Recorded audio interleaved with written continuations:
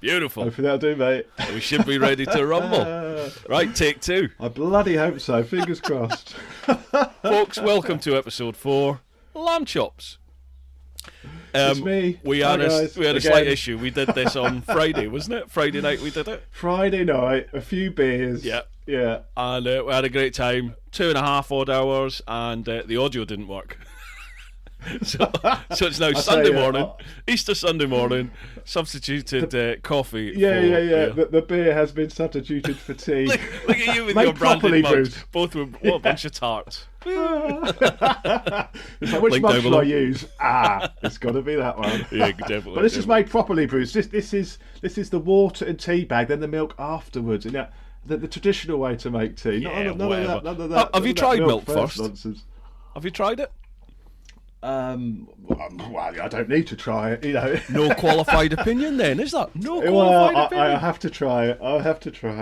Well, you need that heat to infuse the tea bag. You need that boiling water to infuse the tea properly. Yeah, You've got milk in it. I used to think that. Honestly, used to think that, and then you just need a tiny drab of milk, not much at all, just a tiny little dribble of milk in, then put the water in, and I've ran a little experiments with my missus because You've been all technical with it, have you? She is a tea connoisseur, and I'll do Really? milk first, and I'll do some milk after, and ask her, and she always picks, without knowing, she always picks the milk first. Does she?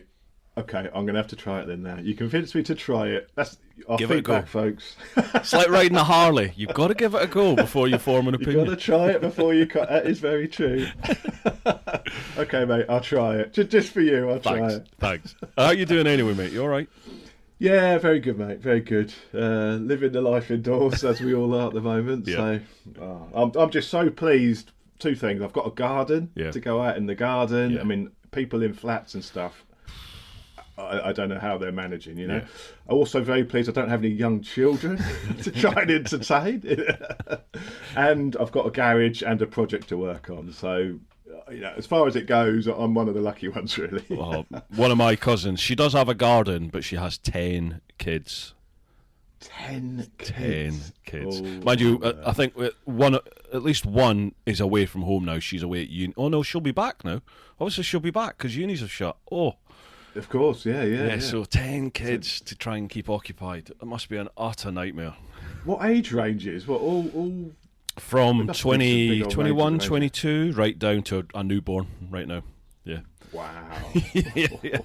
I I don't don't fancy that. I don't think they've got a TV. Obviously not. That goes without saying. But you're right. If you haven't, those people stuck in flat, I understand why people are going out to the parks and stuff. I get it, but God, just what a nightmare of a situation. Horrendous. Anyway, Yeah, I mean, that's enough of the C word. that's enough of the C word, isn't it? It's kind of dragging on now, isn't it? I just just need it over and done with. However, it's going to happen. Completely agree. But anyway, Completely agree, mate.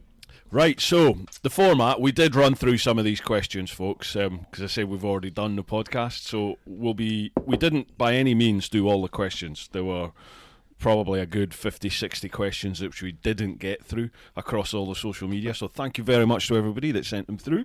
So we'll try and mix it up a bit. All right, we'll go through. Yeah, it's quite good that we didn't get through them all, isn't it? Otherwise, we'd be like, we've done all that. Yeah, It would have been a definitely. bit repetitive, wouldn't it? And so that's Absolutely. the good news. So we fire off now. I mean, bear in mind, we kicked off really early on Friday when we did this with the questions. Normally there's like a 20-minute, half-hour chat. We kind of went straight in, and it still took us 2.5 hours. So, and your Must have been a lot of ums and ahs going on. I know, yeah, and a lot of beer being drunk as well. Yeah. You're on your battery, aren't you, for your camera? I'm on my battery, so we'll have to do a battery swap. Couple I've got of a load of battery charged changes. batteries here, Beautiful. so that's not a problem. Yeah. Lovely job. I'll All keep right, my then. eye on it. We shall crack off then. And crack off? Wait, Yeah. we'll crack on even. Crack one off. Oh, no, right. As is usual, we'll go with, I'll mention it once, the Patreon side of things, patreon.com/TeapotOne. I'll go with the clan questions first. Pete English, if someone give you a box full of every single item you'd ever lost, what would be the first thing that you would search for? No, this was a good one. We did have this one last time, didn't we? Yeah, this made us And ponder a lot. You didn't answer this, Bruce. You were going to come back to this one, so this is the perfect time for you to come back to this question. Right, okay. Wasn't it? So I had an answer. Two sort of things. One was both lost in this garage somewhere. Yep. One was a video camera my missus bought me, like a camcorder. This is a couple of years ago. Yeah. Camcorder for doing the sort of like the outside stuff with the vlogging. I lost that. I don't know where it went. I used to have the bin underneath this like workbench, and the only thing I could think of is I've been sorting through stuff and it's fallen off the workbench and gone into the bin, and then obviously gone in the trash. So it's completely gone. The other one was like a leather wristband, which the missus bought me again. Nice. And it had the GPS coordinates of the church we got married on. That also disappeared somewhere in the garage. Never, even though I've had this garage completely out, both those things never to be seen. So that's the two things I'd look for, and that to get some brownie points from the missus mainly. Yeah, definitely. If I found them, you found them. Well, actually, the camera. I don't know if I should say this. You won't watch this. I actually bought another one. Exactly the same. I found it, dear. Oh, there it is. Did you? Yeah. She's. I'm never buying you anything again. So I actually bought another one, and I found it. She won't watch. We should have saved this question to the end. You know. She won't watch. She won't watch it. I'm only joking. Go on, Bruce. It's your turn for this one now. I'm just thinking on the hoof here, because you're right. I didn't answer this last time, did I? Do you know it's a good question. It's not an easy one, is it? It's a really good question. Pete's actually put some cracking questions on these podcasts, so cheers to that, Pete. I think every single item I'd ever lost. Do you know I've got no pictures from sort of my mid to late teens, more or less right up until I started all this. Really? Yeah, I just don't have any. Cause, do you remember the old pictures with a film camera? And I don't think I had one, so it was always other people taking the pictures. So I sort of lost, if you like. Lost your youth. I've lost all those like 20, 30 years. All the pictures of my son when he was a wee baby. Well, his mum had the camera, so she's got all the pictures. I've got a few copies that you know, she passed through to me, and pictures that my mum and dad and stuff had taken, but I never had a camera myself until I got the phone with a camera in it. But I suppose I was quite late to the party with all that. So there's a massive chunk of my life where I haven't got pictures, and I would like that. That's a good one. Yeah, I had. We won't go on too long, but I had a similar thing. I've lost. I've the last 20 years worth of pictures I've lost because I've got the ones on the film. I've got the ones we used to have film. It's when that digital first came in, and no one backed stuff up. There was no Dropbox. There was none of that. So all of my pictures are on the PC, which of course eventually hard drive crashed and broke. You lose everything. And so I've actually lost a load of pictures. Yeah. So similar thing really. Yeah. But that won't keep the missus happy. So we go with my previous answers. Right. Andrew Scott, what is the Roman numeral for zero? Well, we actually Googled this, didn't we? And there is no Roman numeral for zero. Trick question. But apparently they used nulla. The Latin for zero is nulla, isn't it? I remember that. That's right. School day. Every day's a school day. What else we got here? The Yorkshire Biker 93. If you had a chance to time travel, when and where would you go? Good question. Yeah, I being a kid at heart, I would go back to the dinosaur era. I think to see some dinosaurs. You know, I mean, you'd have to be pretty quick on your feet. Maybe take an off-road enduro bike with you, so you could get away and stuff. But yeah, I'd love to go back. But as you know, but is it to stay? Or is it just to visit? Yeah, because I wouldn't want to stay there. No. Yeah, we mentioned that the other night, didn't we? But I'd be back to see dinosaurs, just to see the spectacle, you know, what that would be. But I wouldn't want to stay there. Probably half an hour. That'll do. Would be enough. Yeah, that'll be enough. Quick look at a brontosaurus. None of that meat-eating rubbish. And let's get back. Exactly. Straight home again. Get me back to YouTube. What about you? I think for me, I said back to the sort of Highland days, didn't I? I said back to the sort of William Wallace. Yeah. I would like to go back and just see what that sort of life was like. but I know it would be brutally hard. So yeah, like you, brutal, half hour, brutal. Back we come. Thanks very much. I could see you with the blue half blue face, Bruce.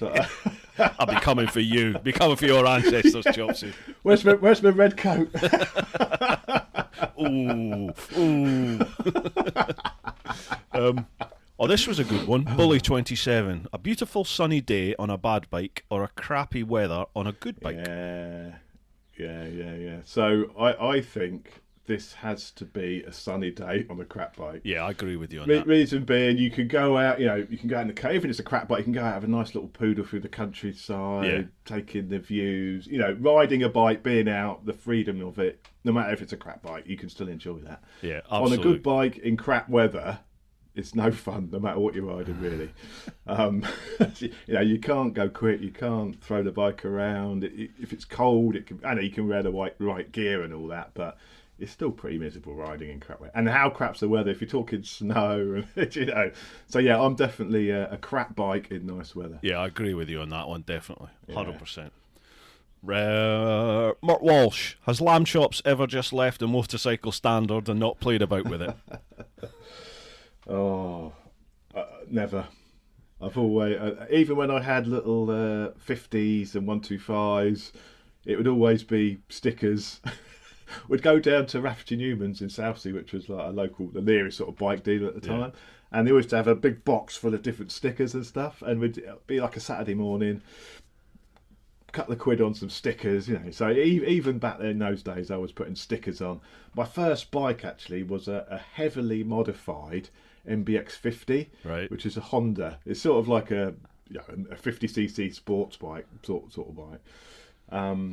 It would do 70 because it was geared ridiculously low gearing. I bought this bike, and because I was a big guy even back then, even when I was 16, I was still a big lad, and this thing was 50cc, geared for 70 miles an hour, first bike I'd ever owned, and I just couldn't get on with it because, of course, you had to wring its neck just to get it to pick up any speed because the gearing was just ridiculously tall. And I think I had it for about a week, and then my mate had a DT50, so a trial-y type 50, and we actually did a swap because everyone wanted this bike, which was renowned to do 70 miles an hour, but not with me on it. Yeah. And so I swapped it for a 50, and that was much better. Yeah. So even my first bike was so heavily modified, it was unrideable. So that was it's a good start, wasn't it? And that just set the standard forevermore. Yeah, that set the tone for all the bikes I ever had. Yeah, just about. So basically, Chopsy is always like to fiddle, always. I like a fiddle in the garage. TeapotOne, what will be your next bike and why? Probably the way things are at the moment. I'm sorry to say, but it would probably just be the 1250 GS. Just it does everything I need.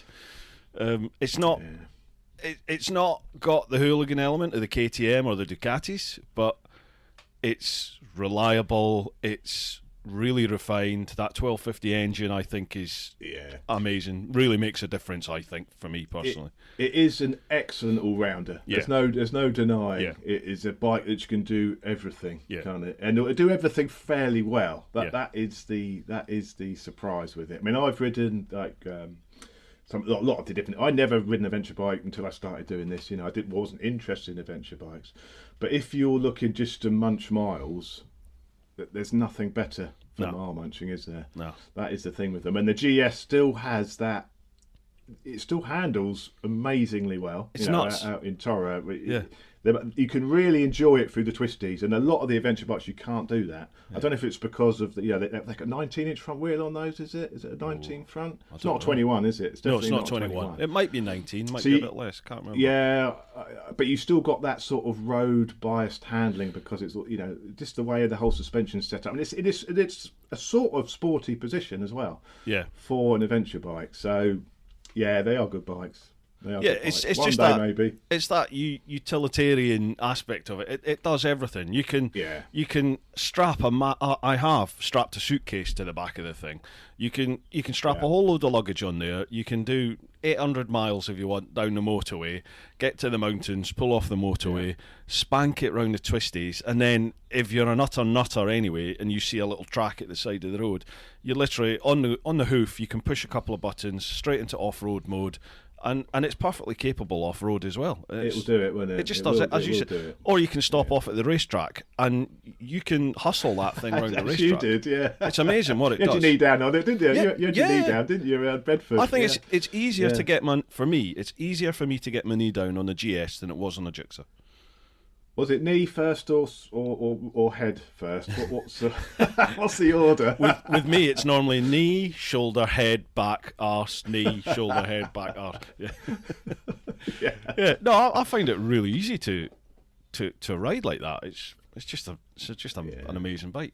Although I did like, and we chatted about this before, on Friday, didn't we? With the KTM's, I had the Super Adventure.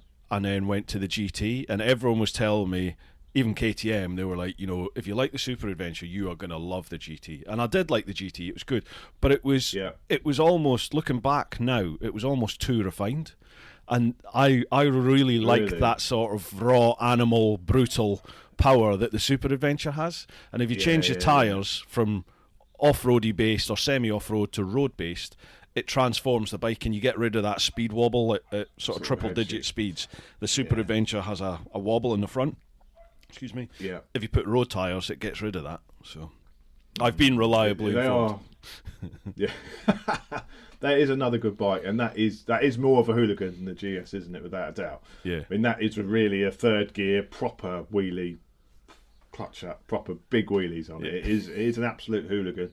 I did take it off road a little bit. I borrowed one, and it's just a little gravel lane, and it wasn't, because they do different versions, don't they? So they do the rally for going proper off road, right? But I had the S, the same bike you borrowed, I think, and I took it off road, and it didn't feel quite as nice off road as the GS does. Oh, okay. It just didn't. On the GS, you felt really confident, really planted on it. I just felt a little bit. I don't know what it was, but it just didn't feel quite as nice as the GS off road. Yeah, but I've got a vid coming. Lovely third gear wheelies. What was that? It will do lovely third gear wheelies though. I would love to be able on private road, of course. Oh, obviously. I've got a bit of an off-road vid coming fairly soon from Toro. Have you? I went there. Really? I went there before Christmas, mid December, I think it was, and Lyndon sort of tricked me basically out onto the Husky, the Husky 350s he's got. He's got a habit of doing that, hasn't he? Oh, so I ended up doing a day off-roading with that, and then that was enough for me. I was like, right, I've ticked the off-road box. That's it, done. Yeah. It was an experience. I wouldn't have said it was for me, but it was an experience. And I said... The thing... I'll tell you now, Bruce, off-roading, there's the fear level. Yeah. Okay. And until you get past being scared, you don't really enjoy it. Yeah. While you're being scared, I mean, it's not fun being scared. No one likes to be scared, do they? So until you get past the I'm scared piece, it's sort of like, so this is the enjoyment, that's the scared level. And as you get better, it goes like that sort of thing. And until you get past the being scared and enjoying it, then that's when you start to love it. Because I was the same. I was like, what is this about, this off-road? This is just balmy, you know? But I'm not. I mean, I'm rubbish. I'm not good off. I'm rubbish. But when you're less scared and that enjoyment goes up, and you get to a point where you think, actually, this is brilliant fun. This is fantastic. This is so much better than, especially if you're out with some mates and if you've got intercoms working. You're just having such a laugh. And what I like about it is in the winter, because normally in the winter, like I said, it's shit weather. You go out. Who wants to go out and ride in the rain and the crap? But go out on enduros off road in the rain and the crap with your mates. It is fantastic fun. that is why I love it. In the summer I wouldn't do it so much, but for the winter when you're not riding on road, there's nothing better. So we need to get something set up for the winter. Yeah. And go out and maybe imagine the four of us off road, get some bikes, some couple of Huskies, got the KTM's, and all four of us go out off road, bit of green laning, and do a vlog, during the winter time. That would be a fantastic little video. I'd be way behind. Well, it doesn't matter, does it? It does. I hate being behind. Well, and it's nothing like they're going out on the green lanes in the UK isn't like going out with Lyndon in Spain. You know what I mean? They're all pretty, just a bit of mud and a bit of slippage. That's it. So that would be great. I might have to do that. That could be a good one. Yeah, why not? Let's get it done. The world's a lobster, isn't it? Let's go for it. Exactly. I actually after the day after I did the Huskies, I said to Lyndon, look, can I just go out on the GS? I just want to go out on the GS, just because Yeah, I'd never ridden the 1250 properly. I'd literally had Of course, half hour didn't you, on last it. time? That was it. Yeah. On the motorway. So I said, look, any chance I could take the 1250? I'd like to do a review on a proper review on the 1250. So he said, yeah, no problem. I'll send you out with Adrian, one of the guides down there at the Toro Trail. So Adrian came out with me, but I didn't know. Lyndon had said to Adrian, take him off-road. So we were doing these amazing, beautiful, twisty roads, and next thing, we just sort of turned right and went off up this fire track. I was like, oh, no, don't do this to me. But I've got to tell you, I really enjoyed the off-roading on the GS. It just felt I felt in control and stable, rather than on the Husky. Yeah. I felt like a grown man on a kid's bike that was just going to fall off the front. They're so light, aren't they? They just don't weigh. It's like riding a push bike, basically, isn't it? Yeah. Off road, they are so light. Yeah, my camera just bloody stopped recording then, Bruce. I've started it straight away, but do you want to just do a quick sync? Sorry, this is going to be a right pain for you to edit, mate. There we go. Right. Sorry, bloody thing. Are you sure it's recorded, Chopsy? It's flashing at me. It's counting up. Yeah. Right. Should have had a backup camera as well. I know you end up with about 6 cameras, don't you? Yeah. Next one we have here, Stitch. If all roads lead to Rome, why do you guys somehow end up in the Pyrenees instead? Oh. Just we had this one the other night, didn't we? Spanish mountains. It's fantastic, isn't it? It is, yeah. Yeah. And it's relatively easy to get to. That's the other thing. It's you can jump on a ferry and you're there basically. It takes you directly there, more or less. Or you can ride, and even the ride down, if you'd have a few stops, is quite nice. Yeah, I think it's no dramas. It's cheap. No, it's cheap. The weather's good. The people are really friendly. They are a total bike-friendly culture in Spain. They love bikes. Everybody loves bikes there. Even the old Bill. The old Bill don't care as long as you're out of the towns and the villages. Just save it for the roads. They're not bothered. Did I mention it was cheap? The food is just out of this world. Yeah. I even like the beers there, the cerveza. For me, it's just the total package for a biking trip. Love it. And there's no one there, is there? That's the other thing. It's deserted. That's the main thing, isn't it? It's deserted. Because there's good roads in the UK. I mean, there is good roads in the UK, but they're full of cars. They're full of traffic. Yeah. That's the problem. You go to the Pyrenees, you've got fantastic roads, and not just a good stretch. You know, you may get like, this is a great stretch of road in the UK, don't you? You've got a good couple of miles at best. But if you go there, you've got you've got hundreds of miles of fantastic roads, and just all day. It is unbelievable. It is unbelievable. I'm so hoping my trip in July is still on that. I've got one end of May to the Picos, one end of June to the Picos, and then August Pyrenees, September, October back to the Picos. But I don't know. I don't know. We'll see. You just don't know at the moment, do you? You don't know what's happening. But let's hope they are. Yeah.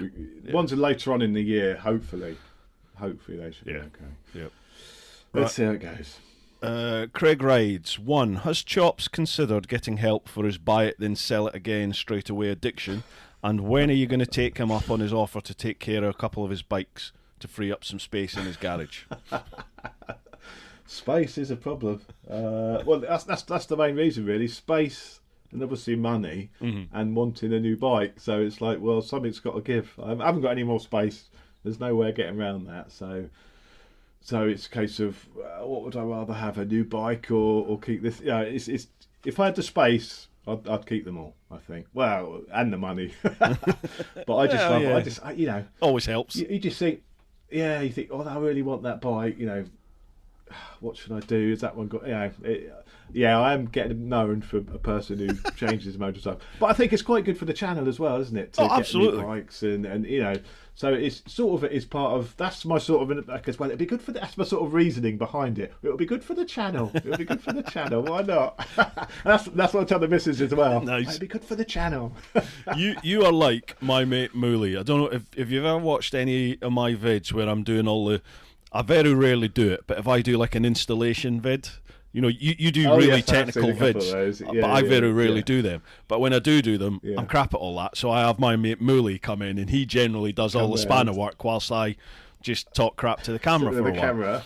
But my mate Mooley is exactly like you. He will buy a new bike probably every 8 months. Yeah, and I'm not quite that bad. He'll buy a bike, and then he will literally redo the bike. He'll redo the forks and suspension. He'll do everything. He'll take the thing, get it bored out. He'll remap it. He'll do all sorts to this bike sell it till he gets it to where he wants it to be, and then he's bored and he goes and sells it and buys another one. I'm a little bit the same because I actually enjoy working on them almost as I enjoy riding them. So for me, having a bike, working on it in the garage, doing stuff to it is all part of the whole experience of having a bike. You know? And that's why I got the Hyper, because I knew it'd be a bit of a project. It would keep me.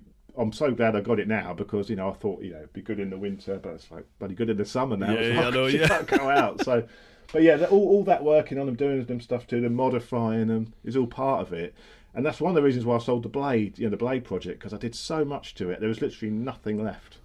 I could have done, and it was like, well, it's done now. It's time to move on to a new project. So, some of it again is that that whole working on your bike, doing it out is all part of having a bike for me. Right. I enjoy riding them the most, but I also enjoy working on it. And this is why I need to keep a bit of room in the garage and not just fill it with bikes. So you've got some room to work. If you've got you've got some room. Yeah, absolutely. Need a lock up, don't we? Need a lock up. We spoke about this the other night. A lock up where if we're all a little bit closer, it would be fantastic to have a central lock up where we kept all our stuff, where we did videos, garage videos, review videos, and that would be amazing. But we're all sort of at different ends of the country. So I know that's a problem, isn't it? That I would love to have a shared lock up stroke workshop type place, not hours away, but within 20 minutes of where I live would be incredible. But then I think the reason I haven't done that is because you just worry about security, because if it's out in the country and it's you think, well, it's going to get broken into, everything's going to get nicked, there's all that. So I think if it wasn't for that, I may have hired something and done something along those lines. Well, it's like Barron, like Chris and Al Fagan with 44 Teeth. Yeah. That's basically what they've got going on. Well, now they've got Motoline as well, haven't they? Absolutely. So that's a hell of a setup. Have you ever been there? Have you ever been to their HQ? I know exactly where it is. It's owned by Barnstormer, isn't it? It's owned by the guy who owns Barnstormer at Alton. It's all part of their. I think it's all part of their estate there. They own all of that. And Chris, I think, works a lot at Barnstormer. Yeah, he does a lot. So he knows. I can't think of the name of the guy who runs. Well, certainly runs the Alton branch anyway. But they're very good friends. So I think he basically just hires one of their areas out the back. And I've not been there yet. I've not been there to have a look yet. Some impressive. When you see it in the videos, it looks an impressive. Yeah, it does. Bit of real it estate, does. Doesn't it? Because I thought their old videos had like a chain, and they were like winching his up to the upstairs level and stuff like that. And well, jealous. It does look good. It certainly look like they're living the dream. Yeah. What we got here? Chris Charles Murphy, Chops. What extreme trip would you do given a chance? For example, like the chap going to the North Pole. Now that's Jacques Lucassen, the guy that's doing it on the R1, modified R1. What extreme trip would you do? We had this one the other night, didn't we? And I said I wasn't really sure, didn't I? I can't even remember what I come up with in the end. So you go first, and I'll have a think. I know you've done obviously massive extreme trips, but what is left on your bucket list? Extreme trip. I still want to do Mongolia, but I've got this thing in my head about riding to Everest Base Camp. I want to ride to Everest Base Camp from here, from the UK all the way there, and I'd like to go via like Kazakhstan, Mongolia, and then come down. But it's just the logistics of that, to do that route and come down into you've got the Chinese visas and the whole China, Nepal, Tibet, all that sort of malarkey. So I haven't looked into it, but in my head, that's my dream trip, is to ride a bike, preferably a sports bike, to Everest Base Camp. That does sound, when you say it like that sounds amazing. I remember what I said now. I like the thought of taking something like a sports bike off-road and doing some sort of trip like that, but not on like an adventure bike, doing it on a modified sports bike. So buy a sports bike, an old bike, put on some bigger wheels on it, like sort of, really turn it into a sports bike turned into an off-roader. Yeah. And sort of do, as I said, There's a chap called Dale who I was speaking to, and he had a TeapotOne modified for off-road, and he had knobblies on it, big tyres, beefed up suspension, something like that, and take that on a trip like that Mongolia trip, and that would be amazing. Can you imagine the sound of the V4 across through the those mountains? plains? Wow. Yeah. Insane. Something like that would be incredible. You'd think Genghis Khan's come back, I think, with that thing coming through the valley. Wow. Howling through, yeah, that would be amazing. John Gore, Honda Goldwing or BMW K1600? I've not ridden either. I had a very brief go on a K1600 because Womble borrowed one. He hired one to go touring on with the missus, and I had a very brief go on it. But I do quite like the look of the new Goldwings, like the stripped out Goldwings. I think they brought out end of last year. I know I never thought I think I said the other night, any bike that needs a reverse, I'm not interested in. You may as well take the car. But so many people have said the Goldwings, you wouldn't, are so good. TMF, Ritchie, they both love them. Yeah. So I think I need to try one. I think the Goldwing out of the two. I think I'd go. If you're going to go big massive thing, I think you may as well go with the Goldwing. I think I've ridden the K1600 and I was gobsmacked by that thing. Was amazing, and I know it'll handle in the Spanish mountains because my mate Mickey Piers, he took one of the trips we did, and that thing can shift. Absolutely stunning how that bike handles and the twisty stuff. But I also really want a shot at this Goldwing because TMF and Ritchie, Ritchie can chuck a bike about, and even Ritchie loved it, absolutely loved it. So I would like to try one. The Goldwing is on the list to do for sure. Yeah. Same here. What have we got here? John Boycott, for both of us, what is it about riding bikes that makes it so enjoyable? Yeah, this is a good one, isn't it? Because I think it's different for everyone as well. Some people do it for different reasons to a degree, don't they? I think for me, it's a lot of it is the performance thing. The handling, the speed. I think that's what got me into it originally. That was the main drive for wanting to do it originally, which is great.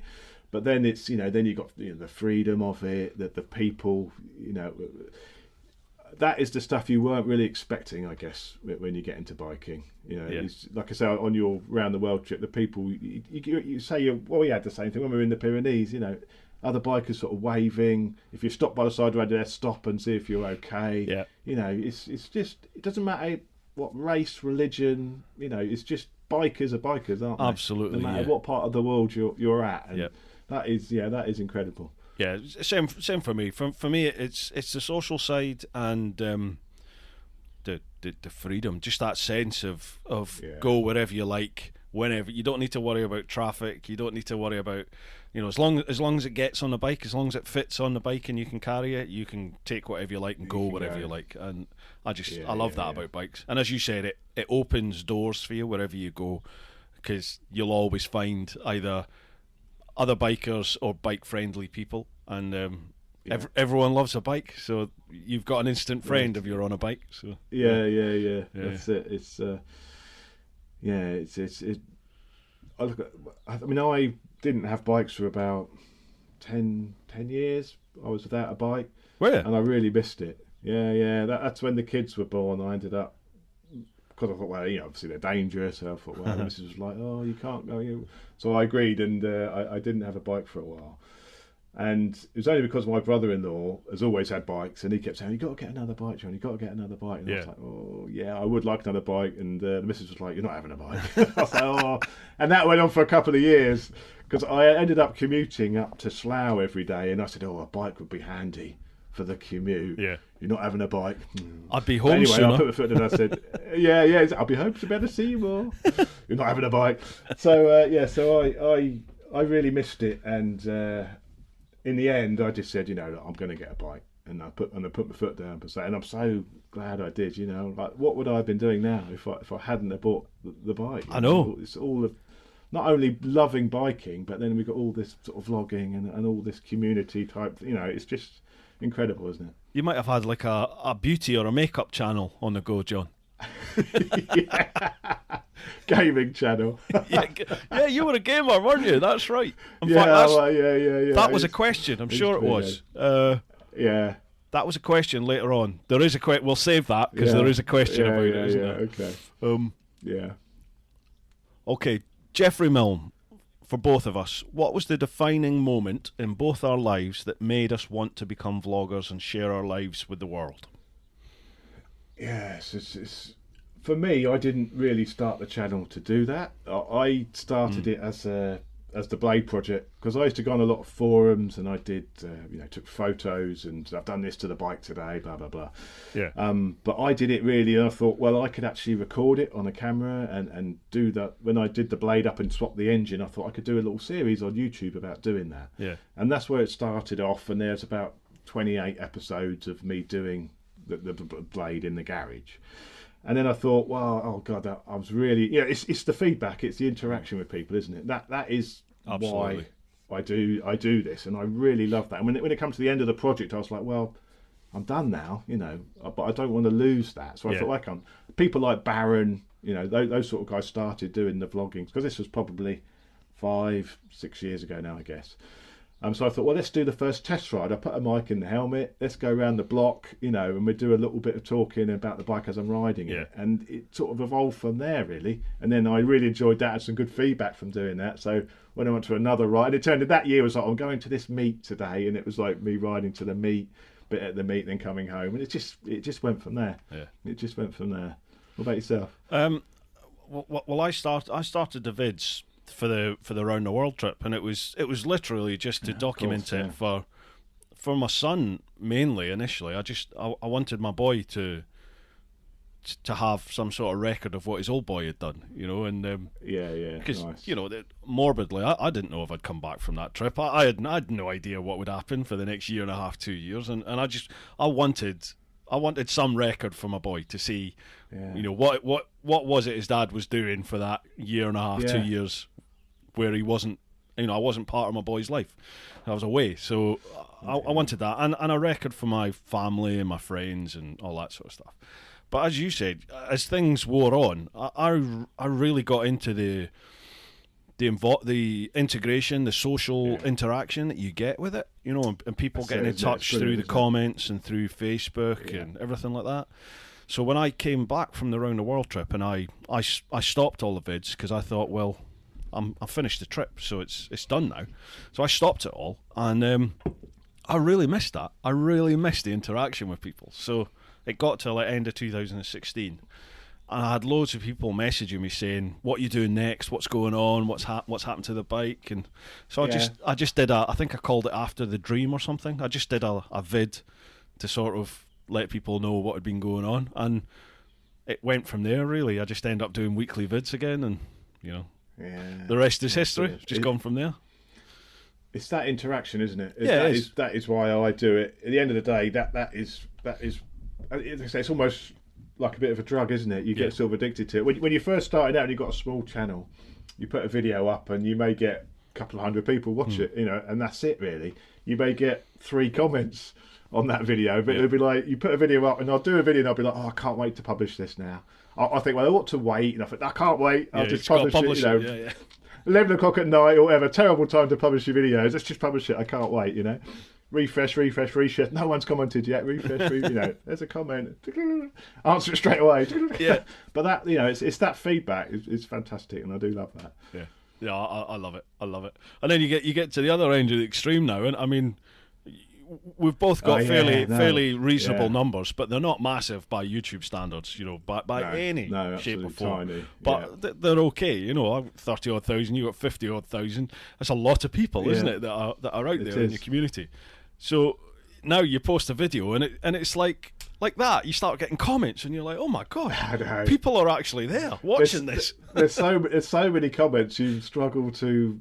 I always read all of the comments. I read all of them, but you can't reply to all of them. What I try and do is, a new video goes up, I'll reply to everyone on that new video. But then, of course, you're getting comments on old videos all the time as well. So it's not just the new videos you're answering comments. You've got all of your back catalogue. People are still watching and commenting on. And you have to keep going. You could literally spend, I think, 2 hours a day Easy. just answering comments. Easy. 2 hours of your every day just answering comments. That is how many there is. And I try and respond to, if people ask you a question, then I'll answer the question. Yeah. If you see what I mean. But sometimes people it's a comment, it's just a statement. There's no just to click the like button. Yeah. But so if they ask the question, where did you buy that, or how did, then I always try and answer it. Yeah, I'm the same. Because I do love that interaction. But it gets to a point where it's just crazy the amount of, and that's just on YouTube. Then you've got your Facebook, then you've got your Instagram, and it's you can literally just get lost in it, can't you? Yeah. But that is great. I do love that. Yeah, I use the YouTube Studio app on the phone, so I think that limits the amount of comments. When you click the top little, up in the top right, really? It's got a little circle thing. You can tap that. Yeah. That'll only give you the top sort of 30, 40, 50 comments, something like that. So really? I thought it showed them all. Yeah, if you want to go any further back than that, you have to go to the specific comment part in the sub menu. Okay, I didn't know that. So what I tend to do now is I hit that top right thing, and I will just go through that top whatever comments it is that I can see, and I'll do my best to reply to all of them every, I would like to say every day, but it's not. It's every few hours you go through and have a little look, don't you? But you're right. You end up. That takes up a huge chunk of your day. Massive chunk. Does. Yeah, it does. I mean, I used to get a notification, because you can have a notification used to ping when you got a comment. Oh, I got a comment. A comment. Yeah. Oh, what was it? But you just have to turn that off now, because it's just ping, ping, ping, ping, pinging all day, isn't it? Mr. Popular. Ooh, look at me. What have we got here? Nick Turnbull, Chops, I assume you didn't get the Super Duke 3 on test, but did you manage to get the WP suspension set up in the bag, or did that also fall foul of the C word? Yeah, no, it all fell foul. And that was all meant to happen when I went and took the bike back, because I had quite a good little video lined up. They were going to settle the suspension up on the KTM, which is at the back there somewhere. When the first service was, when it went back to KTM, they were going to do the suspension, get it all resprung, set it all up for my weight. I'd see if they could get any springs heavy enough. And I even had a little interview lined up with like the head of WP. But yeah, it all got cancelled. They all said no, we're not. It's all on hold. We're shutting. There's not going to be anyone here. So no, unfortunately not. Actually, I would have had the Super Duke would have been going back on Tuesday. I would have had it for 2 weeks. It would have gone back Tuesday. Oh mate. So, but it'll happen again, though, won't it? You'll just be able to reschedule. It'll definitely happen again. So it's not lost forever. But one of those things. ATCJ5, Bruce, if you were to go around the world again, would you? And what would you do different? Would you go solo or with another biker? And would I take Helga, the GS? I used to say no, I wouldn't go again, because at the time I used to think, I've done the trip, I've done it. It's like your ticked off the list. Your dream thing, isn't it? And I thought, well, I've done that now. Boom, that's it. But I've got to admit, I do have a bit of a yearning to travel again, and this isn't helping, being confined. Although this isn't too much different to normal life for me anyway now. I'd literally spend my life in the office editing. But I do have a yearning to finish what I didn't do on the round the world trip. So I want to finish Africa, rather than do it all again. Yeah. I want to do Africa. I want to do India. I want to do Kazakhstan, Mongolia, parts of China, New Zealand. I'd love to do. The very bottom was Ushuaia of South America. I'd like to do that all the way to Dead Horse at the very top of America, because I had to miss the two extremes out on my trip. Didn't have the time or money, so I would love to go back and do all those bits. And places like, I'd love to ride in Greenland, because there's hardly any roads there, and it's somewhere where people don't go. So I would love to go there.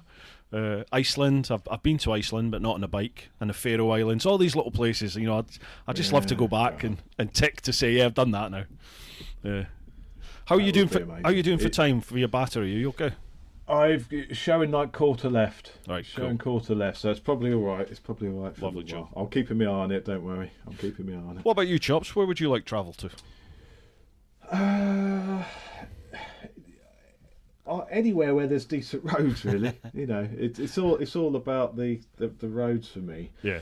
I I would struggle. The missus hates me going away, so I All right, I always thought you struggle when it's. Well, your missus hates you. Well, that probably as well. I struggle to get away because she doesn't like me going away. So it's always a bit of a. When I've got to go on a trip, it's always a bit of a compromise as to how long I can go for. Yeah.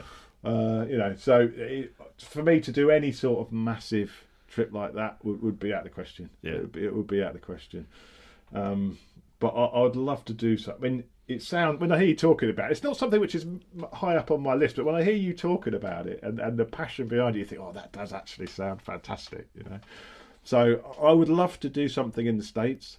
Yeah. I know it's low risk. It's nothing like going out Kazakhstan or whatever.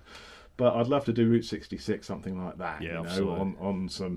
On a couple of Harleys. And I don't think I'd like to do it on my own. I think I'd have to do it with a couple of mates. Yeah. I think. And I think I'd go a bit crazy just doing it on my own. So I'd like to do a couple of some Harleys, Route 66. That would be amazing. I think that would be if I had to choose one destination, one trip, I think that would be it. I think that'd be top of my list. What, Harley Route 66? Even though I say the roads and it's just straight roads, but it's like a lot of freeway now. Route 66. Yeah. Just through the Grand Canyon and stuff. The Grand Canyon. I'd love to see I've never the Grand been. Canyon. I'd love to see the Grand Canyon. The Grand Canyon is probably one of the standout experiences from my round the world trip, which I totally took for granted beforehand. Like you hear the Grand Canyon, whatever. I've seen the pictures, looks amazing. Yeah.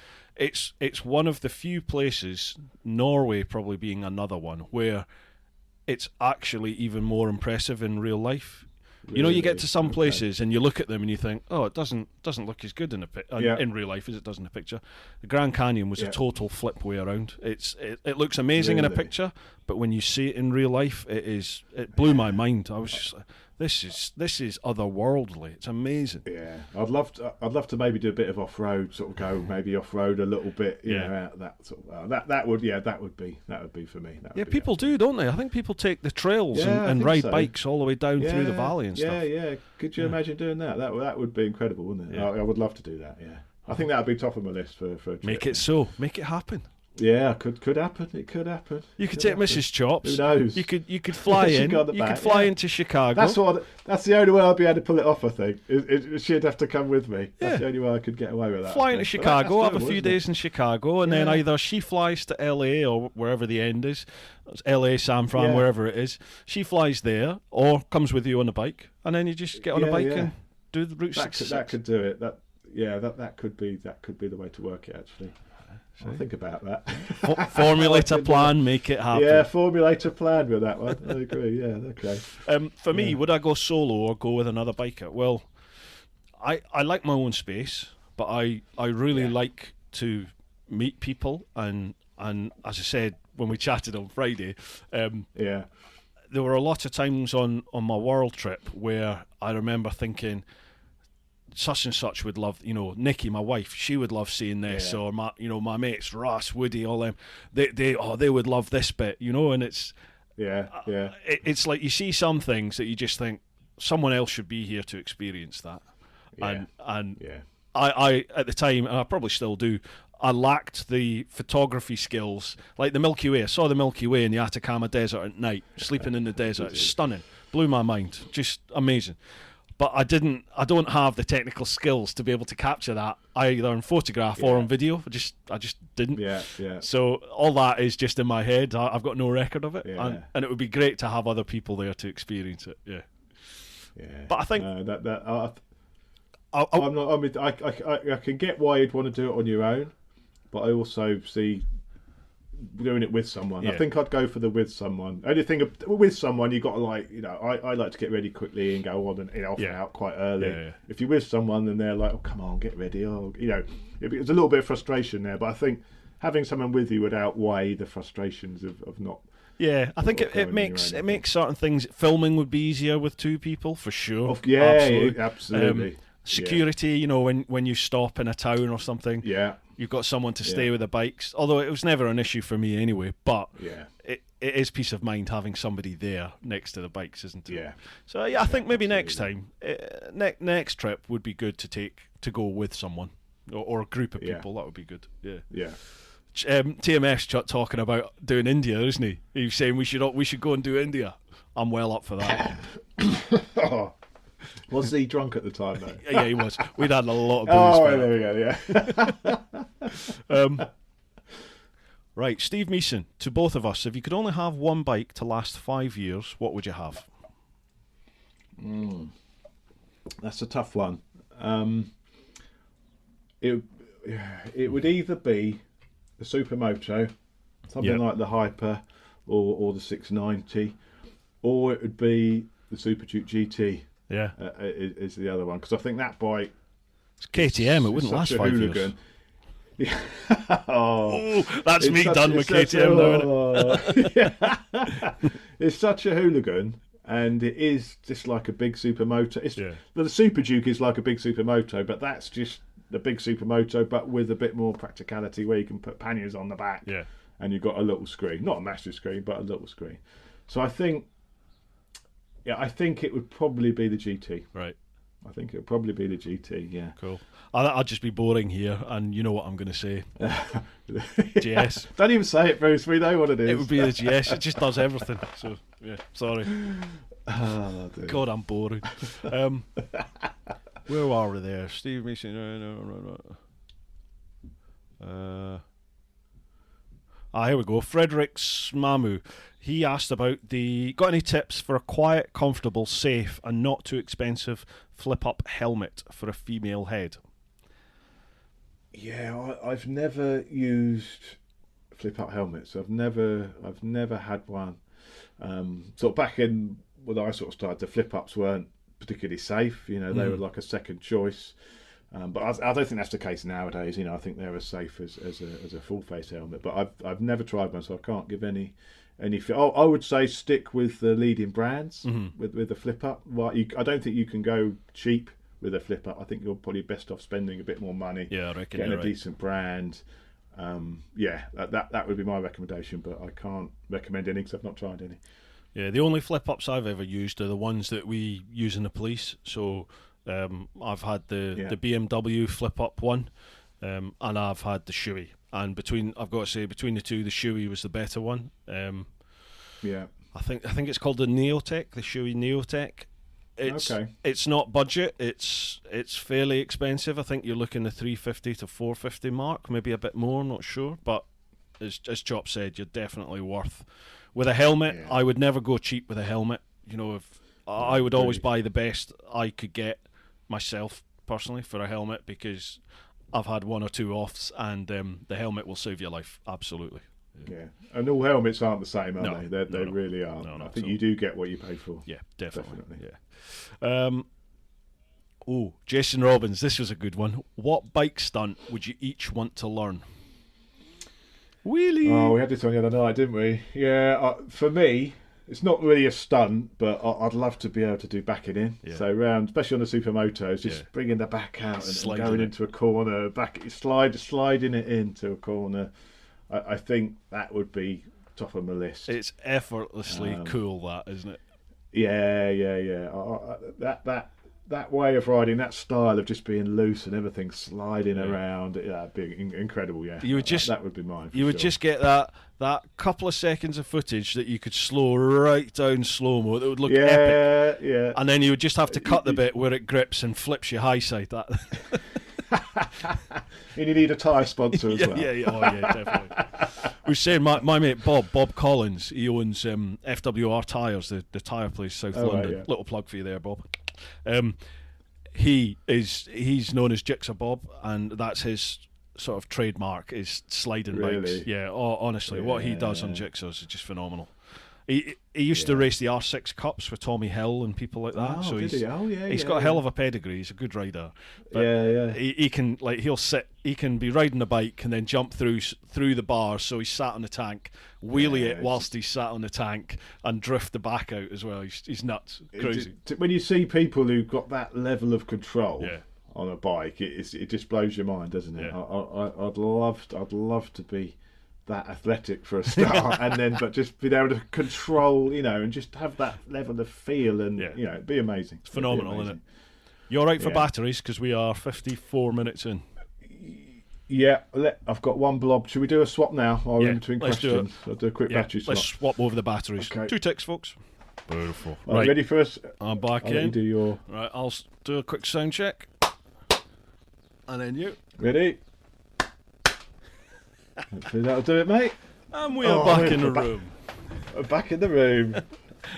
Feels weird not doing this with beer. I need beer. Oh, it does. It is a bit weird, isn't it? It does. I've still got some of the cans. Actually, I may have a beer left here, but I think 10:30 on a Sunday morning. Go for Probably it. a bit too early, isn't it? I've even run out of coffee. I've got no coffee left. I have as well. I should have taken an opportunity to. I know. I did think about it, but I had a coffee and half an Easter egg this morning, and did you? Yeah, nature worked its magic. Coffee and chocolate, yeah. I'll leave you with that image. Right, where were we? You've got a bit of Easter egg in your beard, Bruce, by the look of it. What's that? You've got a bit of Easter egg in your beard, I think, by the look of it. No, I'm joking. It keeps getting caught in this. It gets caught in the microphone. Does it? Yeah, it does. Yeah, I snag it. Do you even use a dead cat in your helmet? Do you? You don't need to, do you? I do actually. I do use one. Do you? But I think the beard does help. I honestly think the beard helps. I think. Yeah. It probably does. It probably does. Right, well, Martin Atkinson. If your best mate has just got into biking and they've passed their test and are wanting to hit the road, they want to tour a little in Europe and do Sunday blasts, what do you tell them to buy and why? Yeah, now this I remember this one. Yeah, I remember this one. This is a good one, and I think I said an SV650. Yeah, you did. Time. Yeah, because it's a cheap bike. I mean, it's under. I think they're just under $5,000 or just over $5,000, around the $5,000 mark, brand new.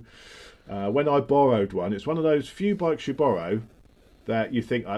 You almost think, well, I don't know, I really want to borrow this. This is going to be a little bit boring. Yeah, but we'll give it a go. But it's one of those few bikes you ride and you're like, wow, this is way better than I thought it was going.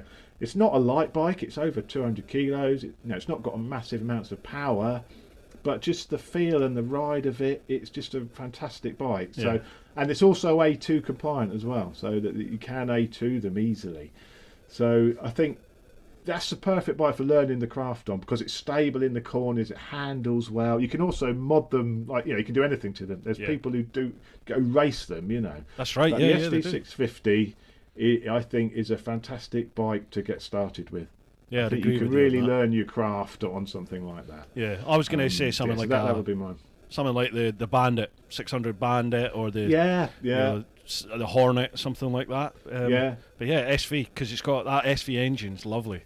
Exactly. Yes, it's a V-twin. It's a V-twin. Sounds. Lovely. You can put a pipe on it. It sounds lovely. And that you can get something new. I think if you're into biking, depending how mechanically inept you are, if you're getting something old like a Bandit, you could end up spending more time working on it than actually riding the bloody thing. Right. But at least with the SV, it's a new bike for around $5,000. I mean, PCP on one of those must be pittance. Must be like 40, 50 quid a month, if that.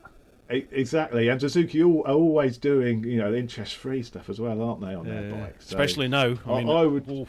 Yeah, God, yeah, I bet you can get some hell of a deals at the moment. When this all breaks, I reckon bike sales. There's going to be some amazing deals out there. Yeah, I think so. There's going to be a lot of stock.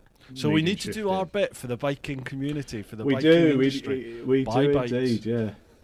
Yeah, I'm sorry. I'm doing my best. I've bought a load of bikes. You are. You're doing everyone's thing. Yeah. Right, nice. Martin Atkinson, Drift, GoPro, Sony, or DJI? Oh, okay. For recording rides. Yeah, well, it's for me, nothing beats the GoPro if you need to record audio while you're riding. Even the GoPro isn't. It's not infallible, as we both know, we've all had issues. Yeah. But for me, I think the most reliable of the GoPros is the Hero 4. And mine's been 100% reliable, apart from Friday night, when it didn't work. But yeah, for me, the Hero 4, it's got no stabilisation, But I quite like that more natural feel. It looks more like you're riding the bike because it does move around a bit more where you're looking. Yeah. So I actually quite like the 4. But for me, I think, there's not many action cameras you could even connect an external mic to, isn't it? And that is part of the issue. I don't know if you can with the DJI or not. The drift you can, of course. The drift is great, but the battery life's brilliant on the drift, isn't it? You've got like 5 hours of battery. Going to GoPro, you got an hour maximum, So the drift, it's a shame those new drifts they brought out. They could have absolutely nailed it with those. I said that to them. And it's such a wasted opportunity, isn't it? It's such a wasted opportunity there because they're just not reliable. And the most important thing about an action camera for vlogging is reliability, isn't it? And they don't seem to be addressing it. Especially going on these tours and stuff. They don't seem to have any interest in addressing it. I was a drift ambassador. It's such a shame. I was a flagship drift user with the Ghost S. They brought out that 4K, gave me the 4K, and I had loads of issues. And every time I mentioned an issue, all they said was, and they sent me another one. So I ended up with like 3 Ghost 4Ks, and they were all shit. It's like, none of them worked. And they just never seemed to address such a shame. the issues that were in there. They just tried to replace it with another camera, and then another camera, and then another camera. And you're like, just sort out the firmware. Yeah, because I think the early ones were brilliant. But then of course, people they're only 1080p. People expect more these days. So it's a shame. But I think the GoPro is the only option at the moment still. If to connect, you can have other like the 360 cameras are great. The Insta 360s. There's the new Insta R, which is you can actually plug a microphone in. I've not tested it yet. I've got one here, and I've not tested it yet as a vlogging setup. But some of the video I've seen of other people using it, the audio's not great. So I don't think that's going to be a viable option as a helmet cam. Well, even with an external mic, the audio's not good. Yeah, even it's not. It sounds a bit. It's just not got that depth of tone. It sounds really sort of mono-y. Yeah, I haven't. I don't know. I haven't tried it myself yet, so I need to. That would have been done by now. I suppose I could walk around the house and do some audio test with the helmet on. But cut the grass. But I think at the moment, that'd be a good one. Yeah, but the engine with the. I've just given you the idea because that's exactly what I was going. I've got a new helmet to review, and I thought, I'll just go out and cut the grass wearing it all mic'd up. Another one. Was this not the Ruroc? Well, I've been given. I got given the new LS2, the Pioneer Evo. The adventure style one, the Peak.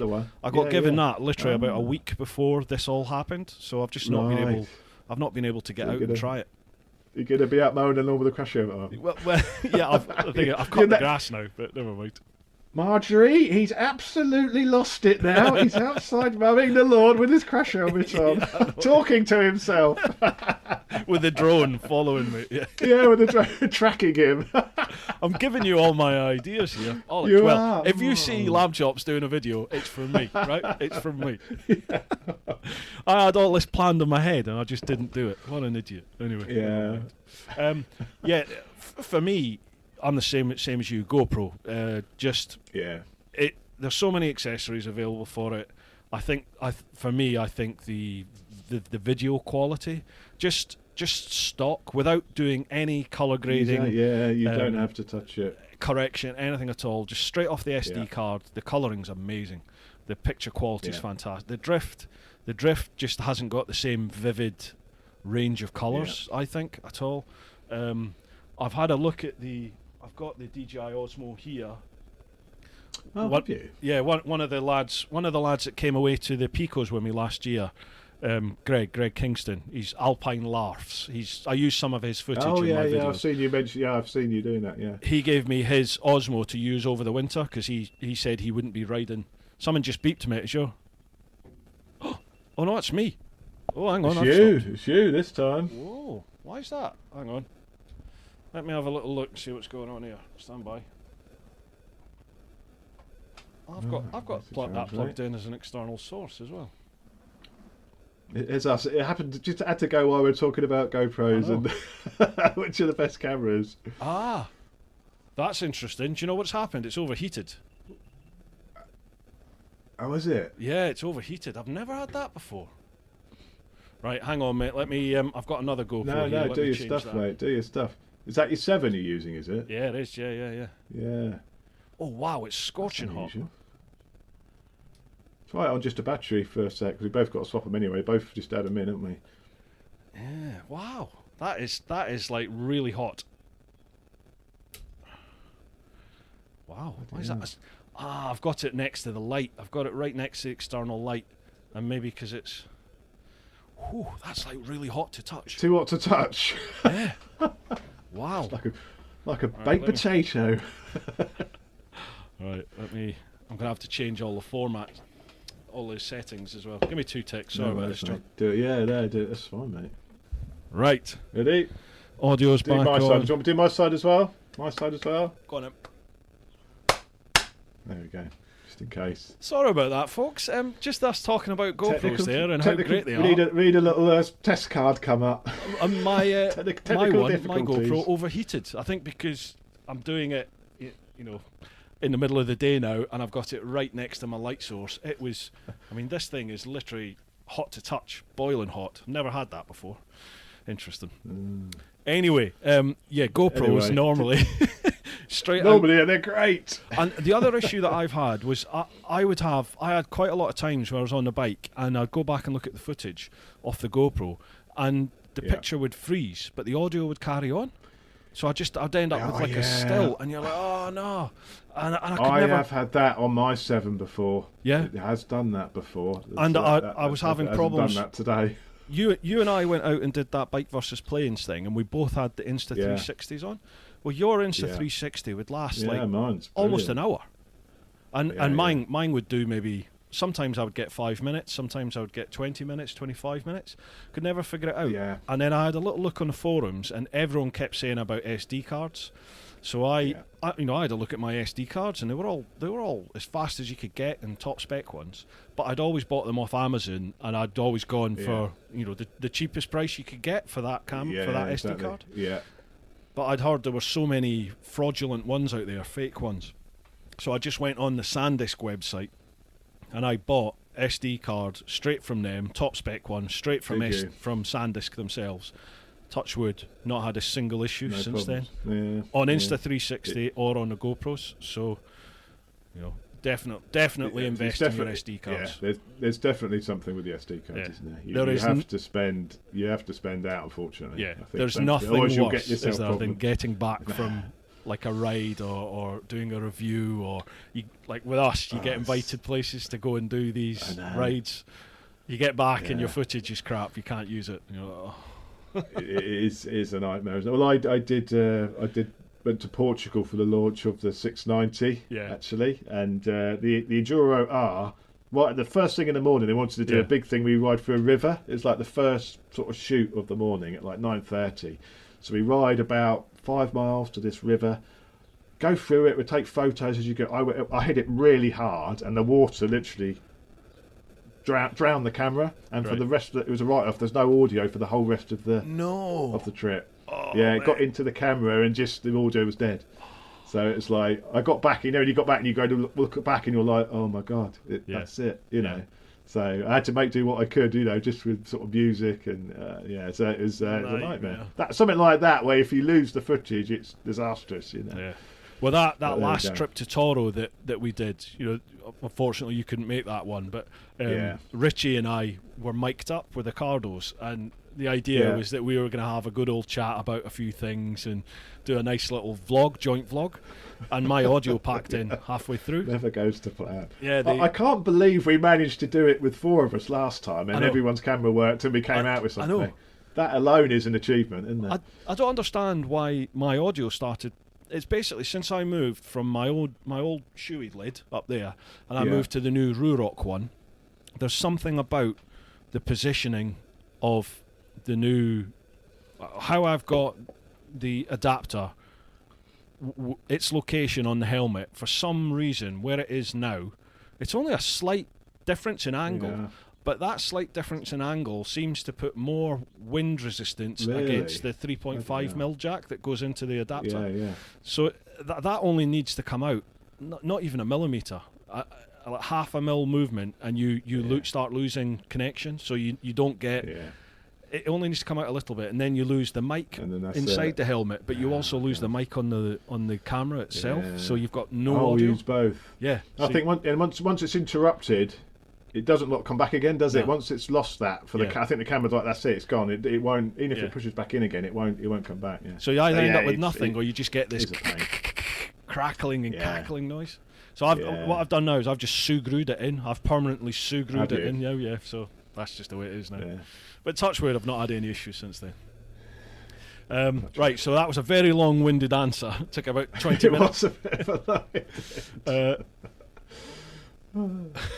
James Donahue. Chopsy, this is just to you, by the way. Chopsy, if you had to sleep with one of your opponents from the Fly Ride video, who would you choose and why? Well, I would have said Richie if I hadn't have seen TMF's picture on Instagram yesterday. TMF in Lycra. Wow. He's got quite a nice bottom. The man's got a nice ass. Who would have thought? Who would have thought? So, I think probably Richie, but I don't know. TMF's got quite a nice bum. As long as he brings those leather pants. Oh, I think that's the teaser for this one, isn't it? Probably Richie. Go on, what about you? You can't nice get away with that. What about you? You got to answer this one as well. Didn't ask me. Oh, here we go. It's got to be Rich, isn't it? Because Rich can serenade you. He could. Yeah, he's an incredible talent. Rich would be way more sensitive. Mark Kennedy. Talking of which, Mark Kennedy asked Chops if he sorted out his arse. It's still not right after that Spain trip. It's still. I think we spent it the other night, didn't we? On Friday. We spent a long time talking about your arse. We did talk about my arse, yeah. But briefly, it's not been the same since. And when I got back from that trip, I had corns on my arse. Literally had corns on my arse. It took a week for my arse to recover. And I couldn't, if that had been a round the world trip, and I had to carry on, I was finished. I couldn't have done another day in the saddle after that trip. That was me done. And if I'm riding a bike now, it doesn't take long for my arse to start to hurt. So I really can feel it now, much more than I used to. So I must have a bony bum or something. I don't know. Yeah. But I do struggle with a sore bum. You need to. Oh man, the teaser for this is going to be awesome. Really, is going to be awesome. Yeah, you could piece this together in such a way that I will. Don't worry, I will. You're going to have to toughen up your Aris. This was connected. This was from Mark Kennedy. What's the most amount of miles you've done in one day? I think about 550-ish, which was again on that Pyrenees trip on the Super Duke, and that was 550 of Pyrenees twisties, average speed of 35-40 mile an hour. That's good going on that. And that, I think that mileage took us around 14 hours of riding, something like that, 15 hours in the saddle. And then the next day we arrived at the hotel at like 1 in the morning. Then we were up again at 7 in the morning to do the same sort of mileages again. And that's why my arse was in tatters. It's punishing that though, isn't it? Punishing, yeah, it was. Mine's a bit more, but mine was in Russia, and it's a lot of really straight roads with nothing on it. I did about 1,400 miles in a day, but that was 23 and a bit hours of riding, and I was literally crippled by the end of it. I couldn't get off the bike at the end of that. I was just like, I had to fall off the bike onto my back, and I was just like a little fat turtle wobbling about on my back, waiting for everything to loosen off. I wouldn't recommend it. But then I did do horrific. I did do Scotland in a day on that round the UK in 5 days trip. That was hard. That's an achievement. That was like I would like to do a Land's End to John O'Groats type challenge at some point. That's got to happen, hasn't it? But that is just horrific. That being that. Oh, I couldn't even imagine what that's like. And you want to do it again? That sort of punishment? Oh, gotcha. Yeah. You should do. Most years I'll do the RBL R1000 Royal British Legion. Yeah, I don't think I could do that now because of my bum though. I think after I'll be an hour in and I'll be like, oh, my arse is hurting now. Goldwing. That'll be it. Get the Goldwing. Yeah, on the Goldwing maybe. Yeah, the Goldwing. Someone kept saying you want to get a sheepskin. You want to get a sheepskin cover on the seat, and that's going to make quite a bit of difference. Yeah. Or just eat lots of chocolate and fatten out your ass a bit. It worked for me. No problem at all. Yeah. I haven't got any issues with my bum. I must have a bony arse, I think. Bony arse and a fat belly. What have we got here? Fresh water. So I've invested in the right equipment and I've set up my helmet correctly.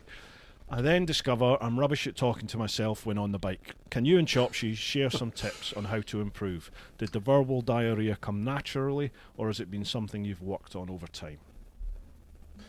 Yeah, we spoke about this again, this question, didn't we? Yeah. I sometimes have to work at it a little bit.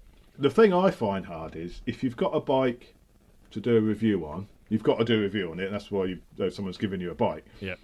And say the weather's been shit and you've got one shot to sort of do the video.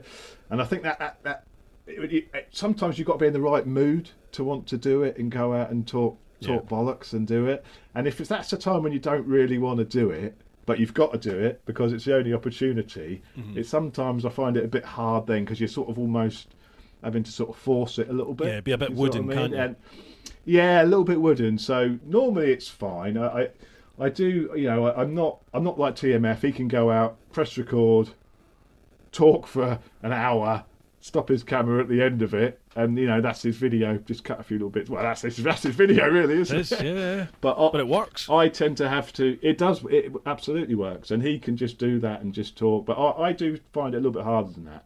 And I do what I want to say, and then I might have a little break and then think, and then do you know what I mean? And just piece it together. But it doesn't come naturally to everyone, I don't think, and it's something you do have to work on. And I've sort of got better at it over time. Yeah. But I'm not surprised if you can't just expect that, can you? Just to go out and put the camera on and think, what am I going to say? Yeah, I think if you watch any sort of vloggers or motovloggers, you watch anyone on YouTube who's at a certain level now, if you go back to their early stuff, it'll be totally different. Totally different. And everyone's generally quite wooden to begin with, aren't they? Yes. Something that was said to me by I used to follow a chap, Graham, who went off travelling around South America on a bike before I did my world trip. His channel was called Brain Rotting. I'm sure it must still be on YouTube, but if you get a chance, check it out. Brain Rotting. Yeah. Still to this day, some of the best video I've seen. It's awesome. But he came across really naturally on camera, and luckily enough, he lived in Bromley, which was where I lived before I went away, and we arranged to meet up and go and have a beer. I had loads of questions to ask him about travelling. So one of the things he said to me was, you will never come across on camera as energetic or enthusiastic as you think you are. So he says, always hamp it up, because he said you'll think that you're being really positive and let's have it on camera, and then you watch it on camera and you're like that, this is really good, I'm having a great time and it's awesome. And he's true. That is true. When you are genuinely really enjoying yourself and having a whale of a time, which we do all the time when we're like doing our joint things away and stuff, that comes across. Oh, sorry, excuse me 2 seconds. Hello, Mrs. Smart. Thank you very much. Oh no, is he? Oh, thank you very much for that. Mrs. Teapot's just brought me some blackcurrant juice, but apparently Sterling Moss has passed away. Oh no, really? Yeah. Oh, bloody hell. Condolences to Mr. Moss's family and friends. Sorry to hear that. Absolutely. Here's to you, Sterling. Absolute legend. Yeah. Absolute legend.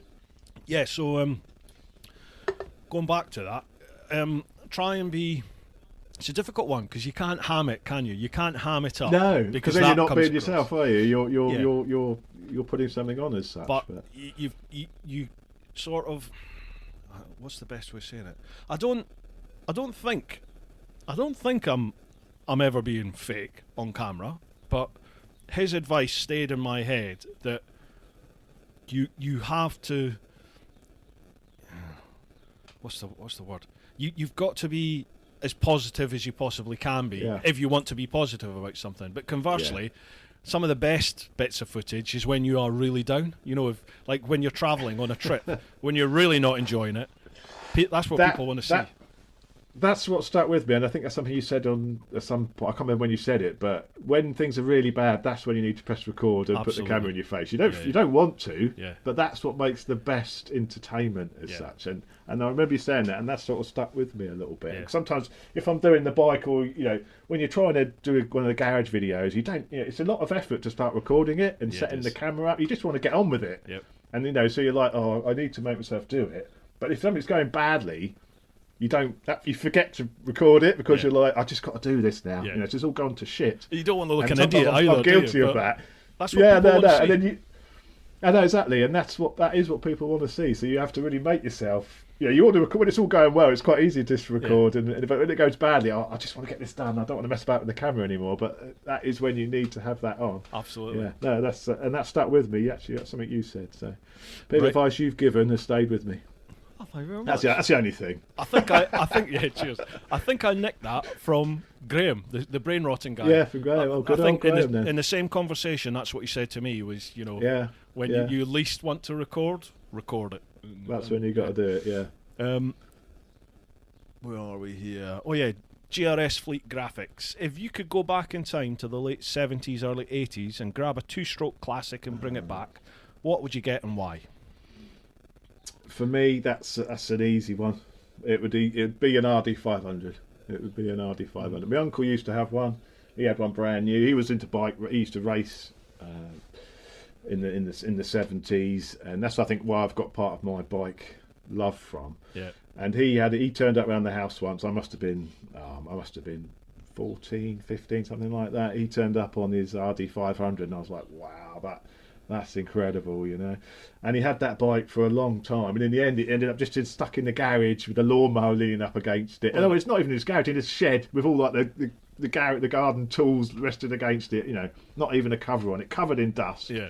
And I always said to myself, I must buy it off him one day. That bike, I must buy it off him.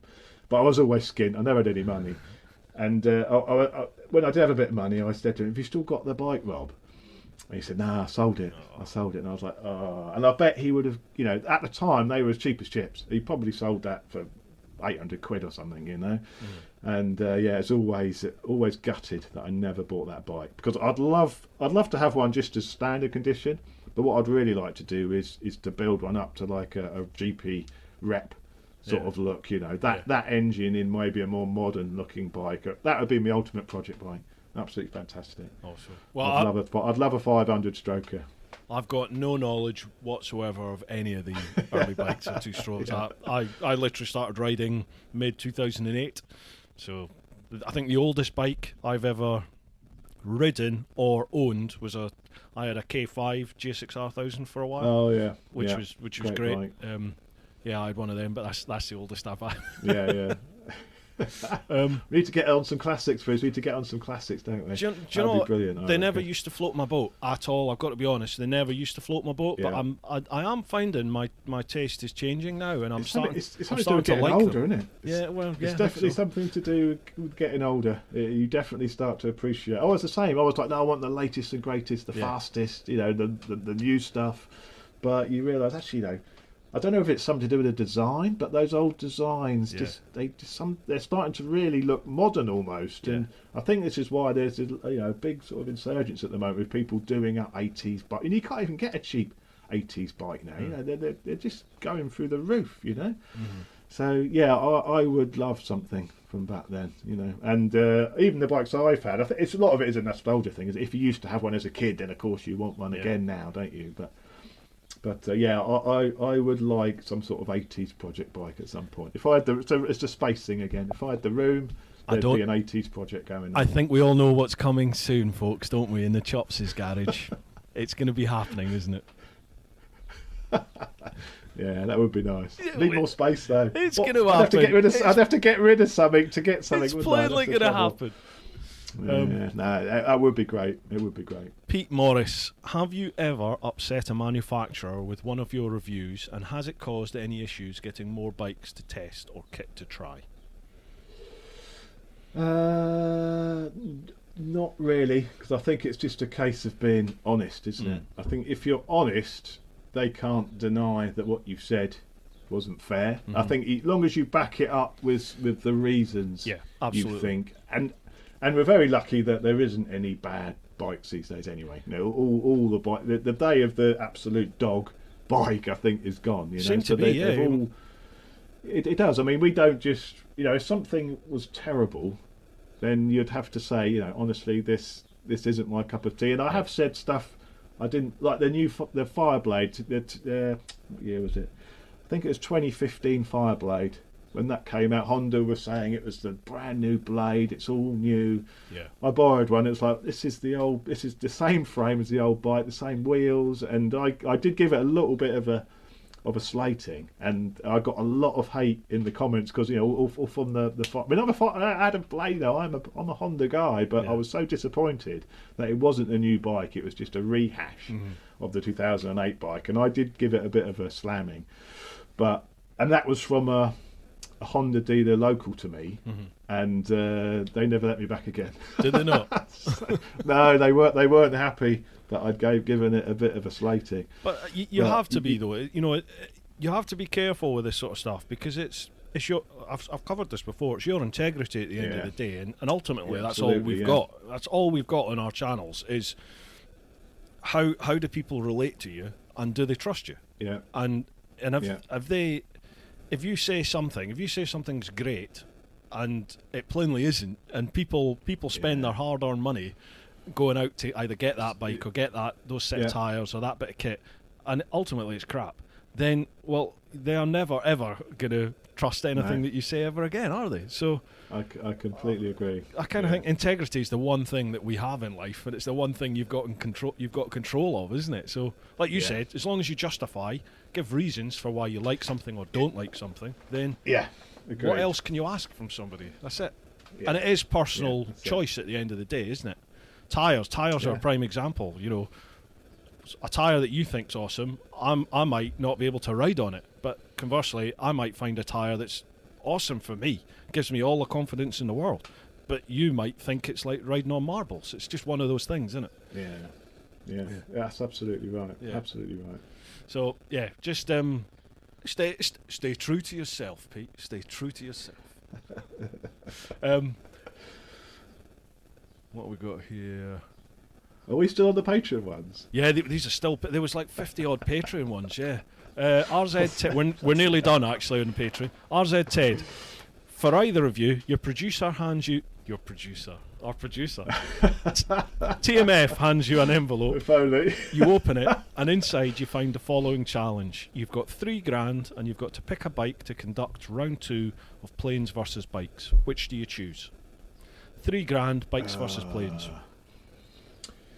It's got to be something quick, obviously, isn't it? It's got to be fair. You know, as long as it does 70 miles an hour, I suppose. I think I'd go for probably a Blade or a GSXR, whatever you could afford for around the $3,000 mark, whatever age that would be, 2005 or something like that, maybe. Right. I think it'd be a sports bike. It would have to be a sports bike. I've thought about this. As in, over the last couple of minutes, I've thought about it, because I said something similar to you on Friday when we did this the first time. Yeah. But now, thinking about it, I genuinely, there were a couple of bits where I stretched the legs of the GT that I was on, but most of the time, when I was filming, I was stuck religiously to the speed, because I had to. I was being investigated. So I think I would just buy an old shitter. Just any old shitter that would do the speed limit, and I would, like, times when I wasn't filming, I'd drag the nuts off it, and the other times I would just puddle along, because I think any bike could do it. You're right. For that challenge, any bike could do it, couldn't it? It didn't have to be. If we were riding to, like, I don't know, Monaco or something like that, and race, you want the fastest thing you could possibly find. Yeah, definitely. But to do what we did, Goodwood to wherever it was, Great Missenden or wherever the hell it was we went to. I can't remember where we went to. Yeah, I can't remember where it was. Yeah, it was like, what was it? 60, 70 miles, 80 miles. White Waltham, wasn't it? White Waltham. That's it. Good memory. Yeah. Yeah, if we were to do something like that again, then I think I would.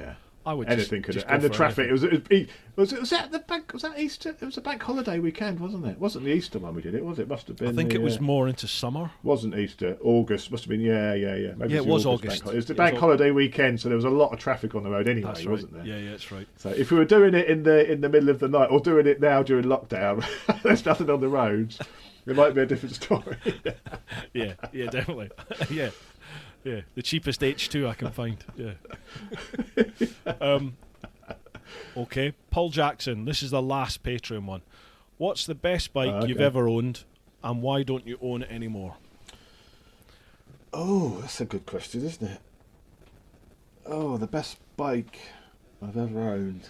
For me, best bike on. I've ever owned for me is the GSX-R 1000 that's sat in my garage now, just because that's got it's a Gixxer Thou and it took me around the world. Love it. And I don't ride it anymore because A, I want to keep it the way it was when I finished the trip, and B, to get it back on the road to pass the MOT, I would need to change the fairings. It would need quite a bit of work in the to put new fluids in all the forks, redo the rear shock, because it's all just been sat there for so long. And I just want to keep the bike the way it was when I finished. What about you, Chops? Yeah, I don't know. That is a really good question, actually. The best bike I always really loved my 701. That's probably the bike I most regretted. You talk about the 701 selling. a lot in your vids. Yeah. That 701, I did quite a lot to it, and I really liked that bike. And I swapped that. The guy, I didn't sell it. We did a swap. The guy had my Super Duke, so he said, I quite like a Super Duke. Do you want to do a swap? And I was like, and we sort of swapped, and I gave him some money. But yeah, that's the bike I missed the most, I think, because not only because I didn't have a supermoto at all. So I just had no supermoto, and I think I missed not having a supermoto. Right. So I think it would be the 701. Yeah. But now I've got two supermotos now. So. That's a nice bike. I think that's probably the best. Yeah, I think because you bought the standard one, didn't you, last year? Because I had the SP. I want to do an SP versus the standard one video. Okay. That was the video I had planned for this year, which whether it'll happen or not now, I don't know. But yeah, I do like the Hyper. But yeah, I think probably the 701 would be the best bike I've had, which I miss the most. Cool. Yeah, there we go. Right, that'll do for the clan ones on Patreon. We're now on Some good questions, Instagram, TeapotOne Insta. If you're not following, make sure you do. I'll put links to Chopsy's social media and his channel and everything at the end as well. So make sure you share some love there, please, folks. Top man. Right, Kazaa123. How did you come up with your names? Well, this is quite an easy one for me. I used to be into gaming, as we mentioned before, sort of early PC gaming. None of this before the internet. We used to lug our PCs around people's houses and set them all up on a little LAN network. And this used to be mine. So we did a one on a Wednesday evening. So, and I used to have quite big sideburns before the beard.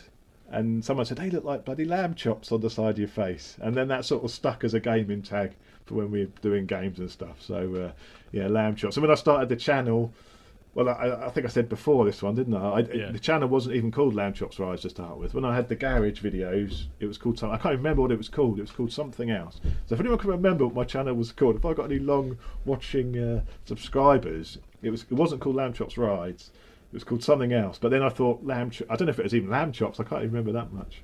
But then I thought lamb chops rides, because of my lamb chops. But now you think, well, that's a bit silly now, isn't it? But it's too late now. It's stuck now, isn't it? Yeah. It's like me, TeapotOne. It's just like, what's that got to do with biking? But yeah. But it's just what it is now. Yeah, it is. But yeah, that's it from my gaming days.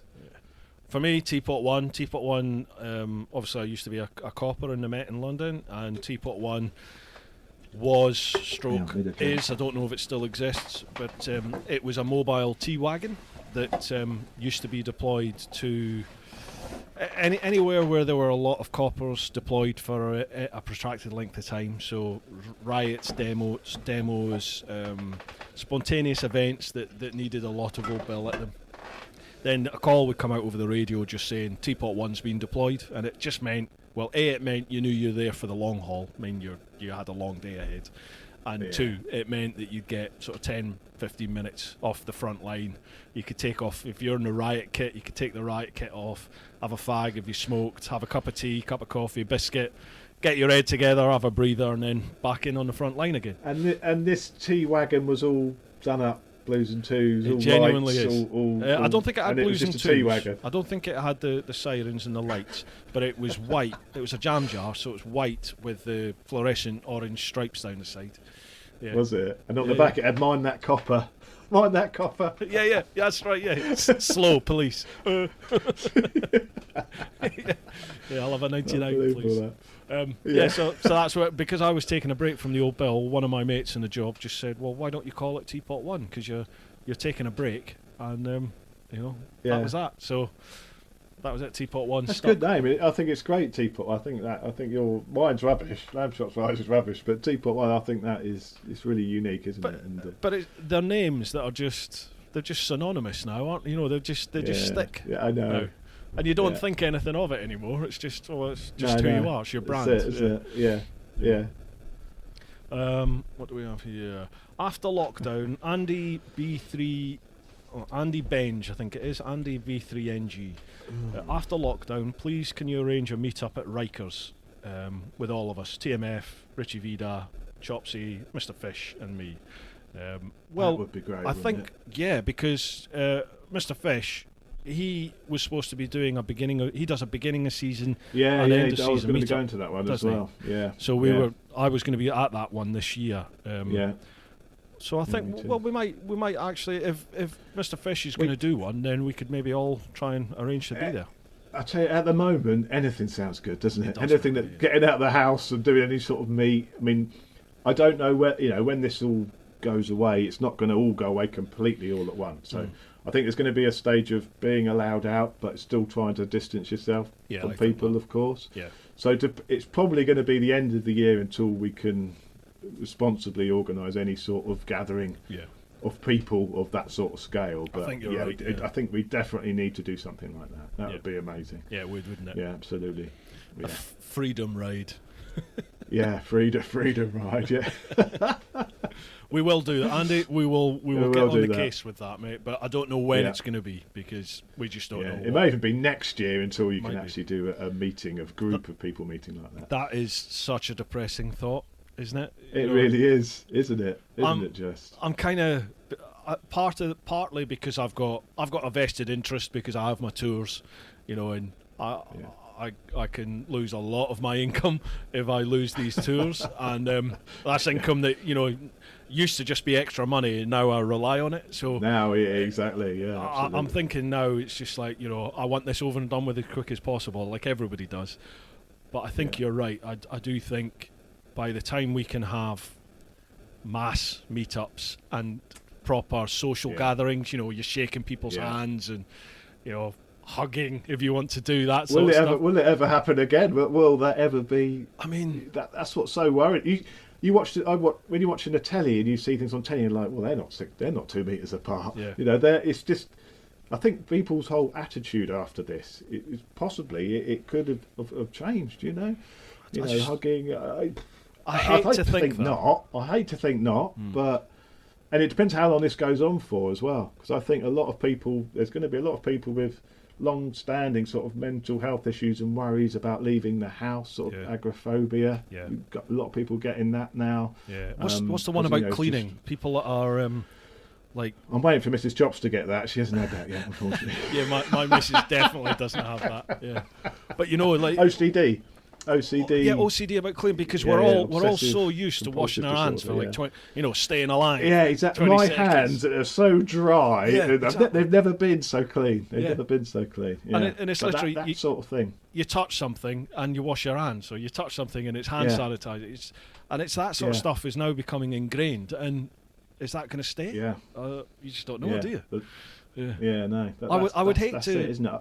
I would hate to lose. What I love about the biking world, and in particular the overland world, like the adventure travel world, is that it's it was so alien to my usual, like in the old bill, my sort of old life. We take the piss out of everybody and anybody. Like the Mickey taking was merciless. I can imagine. Yeah. But it was very insular. You know, we stayed together, but we didn't really welcome anyone else from outside because it's a defence mechanism. Because you develop quite a sick sense of humour because of what I've covered this before. All emergency services, military, things like that. Everyone has a very warped sense of humour because you have to deal with some of the stuff that you have to deal with. And normal people don't really get that. Some do, but normal people generally don't get when you're taking the piss out of certain certain situations and things. Normal people are like horrified by it, but those in the services get it. And just because in the old bill in particular, you're constantly on the defensive because you're constantly, people are always trying to get one over on you. They're always lying to you. So you become very sceptical and untrustworthy. Not untrustworthy, untrusting.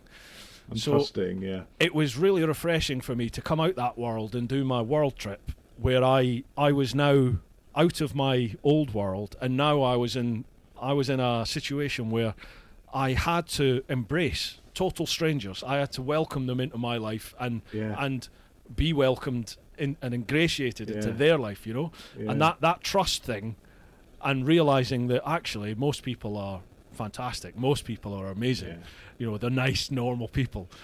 Whereas my previous experience, people weren't like that because I was dealing with a total different end of the spectrum. Going into that overland world, you know, I would turn up at like the overland event, which is a really good yearly or twice yearly event I sort of present at now. And that world, you know, everyone, no matter what sex you are, what race, creed, colour, religion, whether you're man, woman, don't want to decide what you are, you know, it doesn't matter. None of that matters at all. And everyone's really tactile, everyone's hugging and they're really expressive, and I love that, you know, and that sort of stuff I used to look at going, what? Whereas now I really like that, and I would hate to lose that sort of openness, you know, like if we end up having to distance ourselves again, it would be horrible to lose all that. But who knows what's going to happen. I do agree. Yeah. That's it, and the longer it goes on, the more attitudes are going to change. I guess one day it'll all be completely back to normal. But I think the key to it will be some sort of oh god, what's the word? Immunisation or something. Yeah, you know, if there's a jab that we can have, like the flu jab, if we can have a jab for COVID-19, or who knows what's going to happen. Right, what have we got here? Official Mr. Fish. Hey, how you doing? To Chopsy, did you adopt Mr. Pooh? Mr. Pooh, I have Mr. Pooh here. That is Mr. Pooh. And what is the story behind Mr. Pooh? We went off-roading, well, it must be a couple of months ago now, with Pete from Hippo Drones, Mr. Fish, and we all filled up at the garage next to Lumi's, the BP garage there, and they were selling these rubber poos, and of course, all being children, we couldn't resist buying a couple of poos. So nice. that is Mr. Pooh, and Excellent. He lives on the shelf now. So now has a new home. So, a new home. Oh, he's got one for me as well. How can I eat an egg baguette without matting my beard? It's not possible. You can't. You just got to embrace it. Just go all in. Just boom, straight in there. Wear the food. Feel the food. Wear it. Taste the food. Adam Rose 3133. One for Mr. Chops. Your vids feature spirited riding. Given that one of the car boards got pulled out or got pulled for the vids, and I think banned, does it make you nervous? And how do you balance making the vid interesting and keeping your license? Now that's topical. That's a really good question, isn't it? That is a really good question, and the answer is yes. It is a worry. Mm-hmm.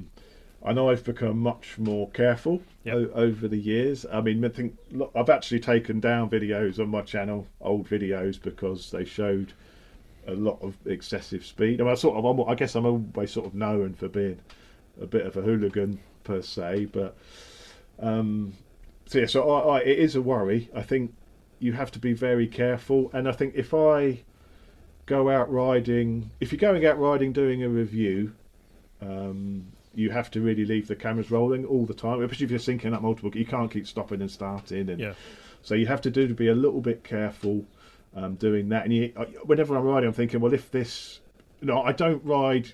You do a little bit spirited. You can do some acceleration and stuff, and if it's in the right areas, obviously out in the country where there's not many people, but you do have to be careful, and I wouldn't ride excessively fast. I've calmed down a lot since the old days. I think as your channel becomes more popular, then there's more people watching. There's more people watching that you don't want to be watching, as well as the people you do. I mean, your prime example, with yourself, know. So it's difficult. It is difficult, and I'm very aware of that. And if things do if I go out riding on my own, I used to go out riding with the friends, and I'd have the camera on, just if we go out for a normal Sunday morning thrash about. Yeah. And even back then, you think, at times in that video, and the problem with it is, you're not only incriminating yourself; it's other people. You're incriminating the people you're riding with as well. Yeah. And that would be the problem. If something happened and you got, I did it, put my hands up, but it's the other people you could be getting in trouble. So if I'm out riding with someone and they've got the camera on, you think, well, really, I don't really want you recording me riding, because, I think it's difficult. I think if there was an accident, of course, those cameras get seized, don't they, by the police, and they're looking. That's how. So the answer is, it is a worry, and you've got to be very careful. And in my videos, I'll show maybe a little bit, but then I'll cut away, and you won't show any sort of prolonged speed. So you do have to be careful. But I'm not as crazy as I used to be. Yeah. I totally agree with everything you said there. It's, but I know firsthand. Ultimately, my channel cost me my job. But thankfully, that was something I was thinking of doing anyway, and it just sort of forced my hand to make the jump. But ultimately, I lost my job because of it. But I think we have a bit of a personal responsibility really now, because we are sort of more higher profile channels now, and people do look at you.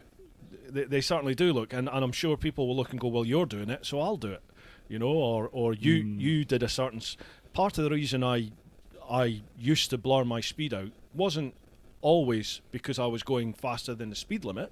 Sometimes I genuinely wasn't, but I would be going quite quick into a bend on, say, a well-known road down here, and I didn't want people thinking, well, you took that bend at that speed, let me see if I can do that. I can do it. And I didn't want to set it as some sort of target for people to either go, ooh, I wonder if I can go that fast, or I can go way quicker. Look how quick I can go.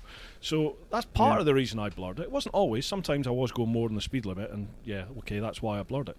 But what you're right about accidents. It can back you up massively because you've got what happened on camera, but also do not forget that the old bill can and will seize your camera if they stop you and you're involved in any road offence, they can look at your camera and they can look at all the footage in your camera, everything, and they will act if they want to on what they find. So bear that in mind.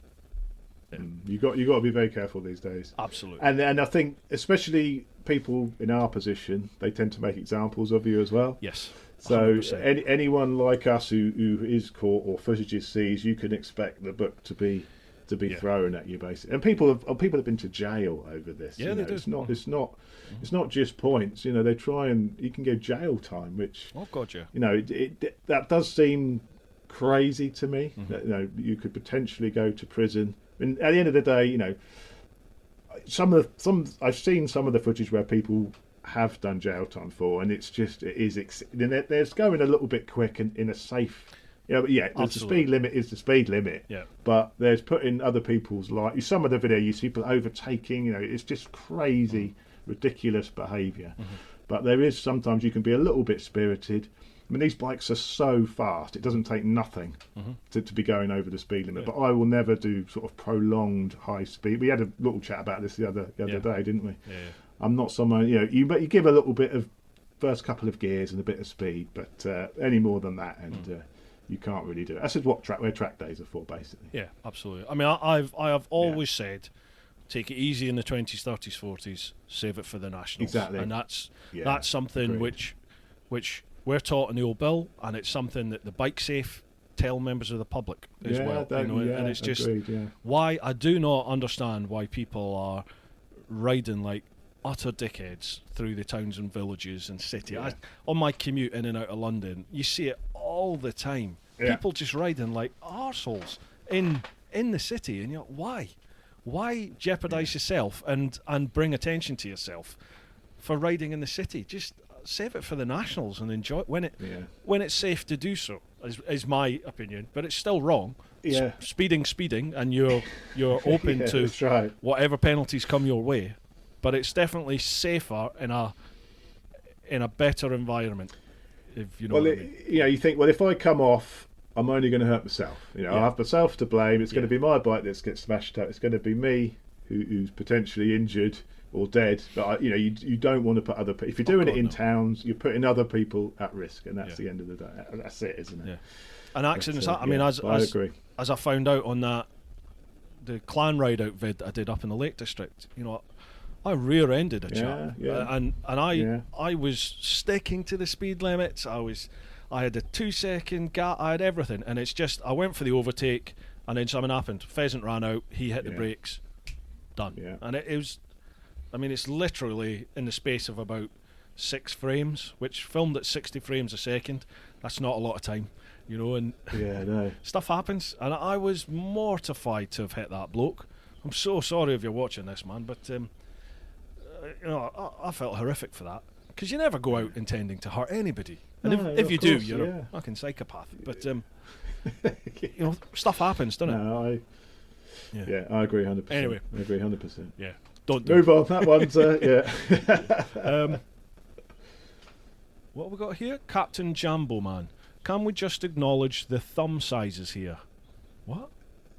Oh, all right. It's the picture. It's like. Judging by the faces, they both know there is considerable more mass to lamb chops. It's true. Looking at that picture, I've got a PDW. I know. I've got a tiny thumb. We're going to have a proper thumb off. God, it's a foot away from the camera. A foot away from the camera. Foot away from the camera. Foot away from the. All right, back there. You can measure them on screen then. Oh no. Oh no! You know what they say about men with big thumbs? Man, big thumbs, big gloves, big feet. That's because yours has been stuck up your arse all the time. That's what that is. Right. Another one. Captain Jambo Man. Carrying on from the last podcast, camping and bikes come hand in hand for touring on a budget. I, for one, think the relationship dynamics between you and the lads, Vida, TMF, Andy Mancam, would be exceptionally entertaining if this was combined into a series over all your channels. Would you do this? Yeah, and would the camping be? Who would be the camping princess? It's TMF, isn't it? All day long. It's TMF. Well, we know that one. Yeah, he's already said he doesn't want to go camping, hasn't he? I think he will. I think he will. I think he'll do it. Yeah, he might. Yeah, he might do it. He might. He says he will, but will he actually is the thing, isn't it? I'd love to do a camping trip. Yeah, I'd love to get all the camping gear on the bike, so you've got your tents, you've got everything, and head off. I think that would be absolute scream. Well, I've got a little idea, which I'll chat to you about off camera. So. Have you? Yeah, watch this space.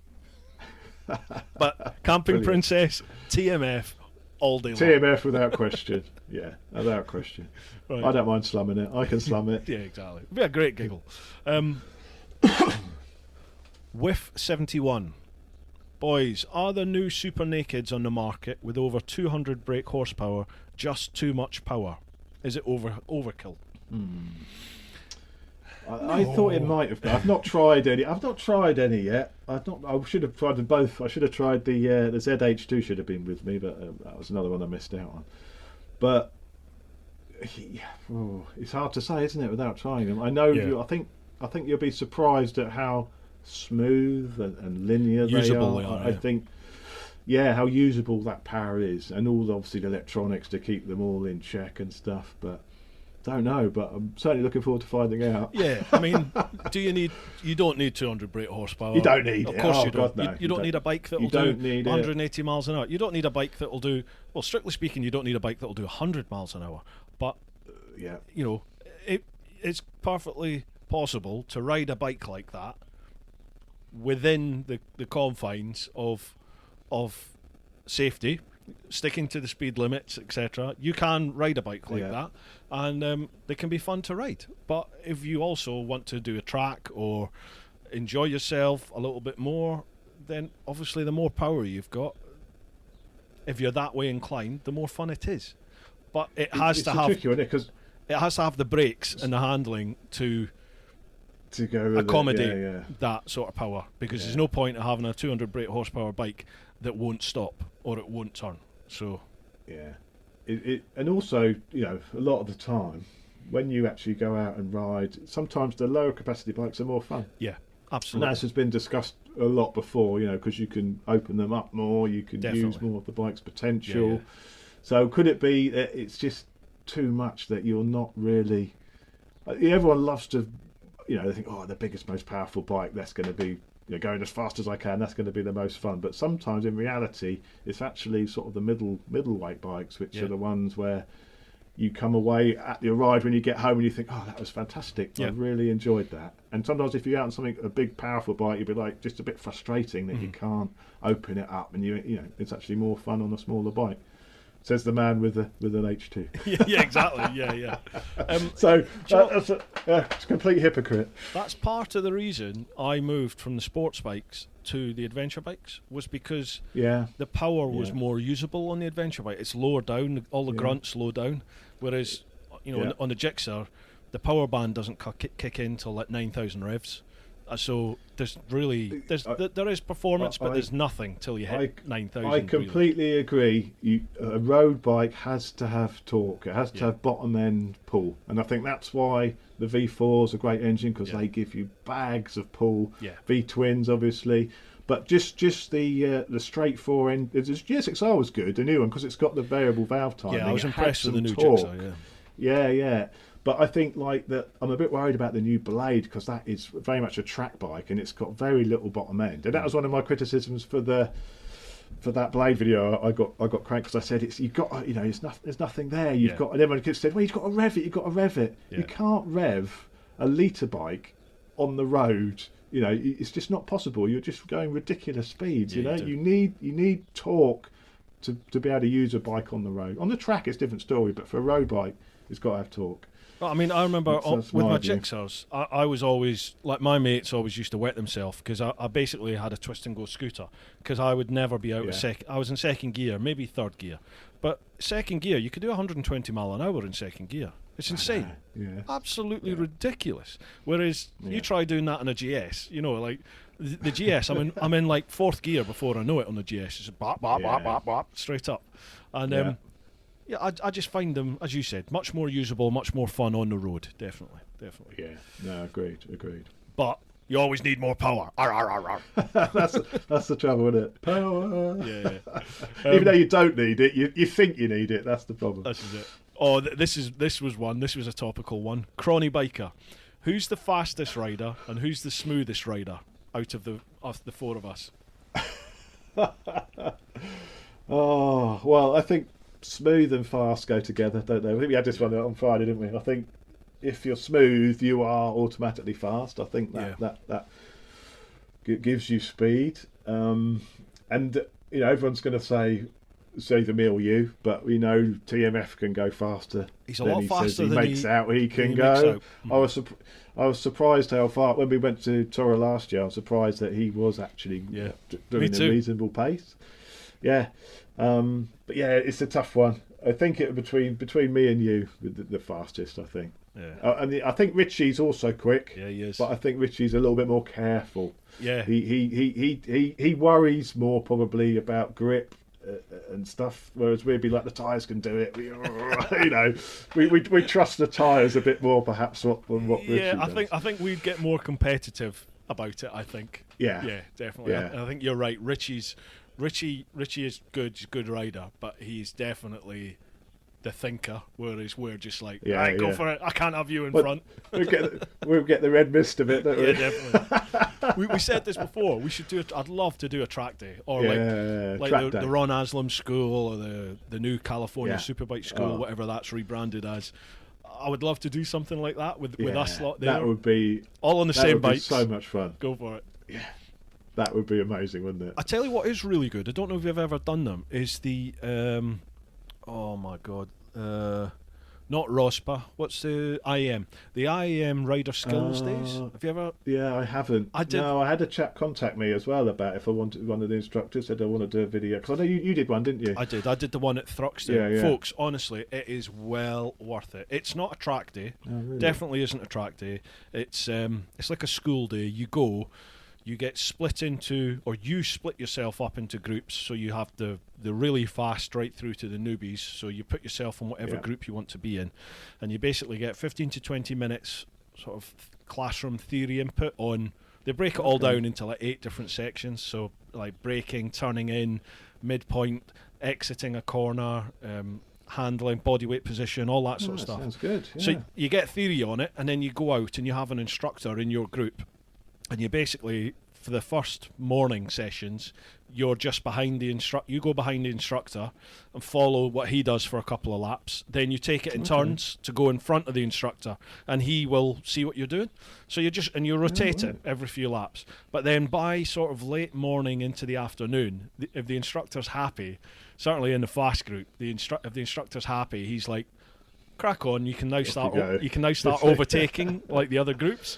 Oh right, yeah. Oh man, it's awesome. It's good fun. I was on a GS and on Thruxton on the back That's sort of fast circuit. Thruxton, I was flat out 6th gear. I was doing about 125, 130 mile an hour with my knee on the deck on the GS, and you're like, I can't believe this has been allowed. This is mint. Yeah. And you've got the instructor behind on a Tuono just going, go on, give it some. You'd have a giggle on that. It's well does worth sound doing. good. Yeah.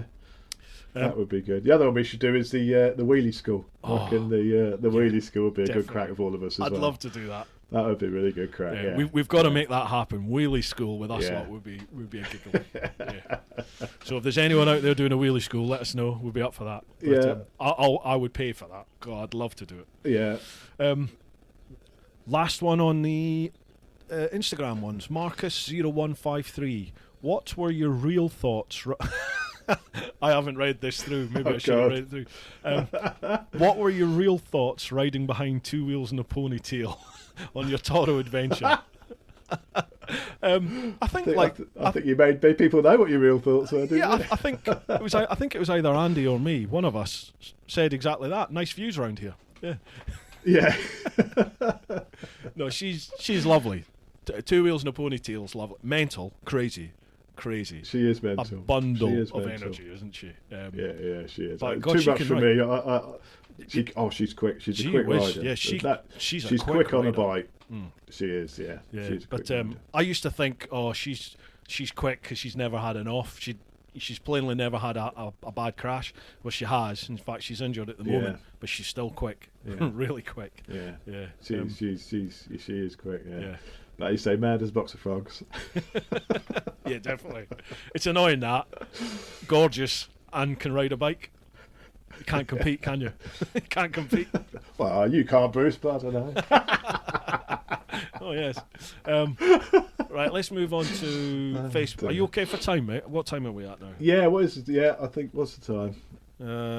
We've been going about an hour and a half, I think. Yeah. No, 2 hours. About 2 hours we've been going now. Yeah, okay, mate. Are you alright for time? I'm fine. I'm fine, mate. Carry on. Okay, mate. Right, we're on to the Facebook questions. Mark Abo Abbott. One for you, Bruce. Your inspiration for your epic round-the-world trip was your wonderful mum. My question is this. Did your mum have a favourite destination in the world that... Oh, we did cover this, didn't we? That she has been to or would have loved to have gone to? And if so, did you get the chance to go on your trip to that place? Yes, my mum always wanted to go to Australia. Never got the chance to go, and I did. I went there on my trip and loved it. I'd love to go back to Oz. I really would love to go. I don't know if I'll be allowed back in because I had a slight run-in with Victoria State Police. But we'll see. God. That's enough said about that. What about you, Chops? You got you've already said, haven't you? Route 66. Yeah, Route 66 for me. Yeah, that'd be the top of my list to do that. Yeah, awesome. Absolutely. Cheers for that, Mark. Right, Philip Shard. Bruce, have you... Oh, sorry, mate, this one's for me. Bruce, have you toured through Sweden as the back roads are near to empty with wonderful views? What would be your favourite bike other than a GS if you're riding 2-up? Oh, and he's got one for you as well, Chops. So we'll cover all that. Lamb Chops, I'm 6'2", 106 kilos, and I still ride hard at 70 years of age. What difference is there between the new Tiger 900 because he has a 1050 Tiger? All right, so quickly my one. Sweden, I passed through Sweden on the trip, but I didn't really spend any time there. I would love to go back because I've had a good friend that lived there for quite a while and he loved it.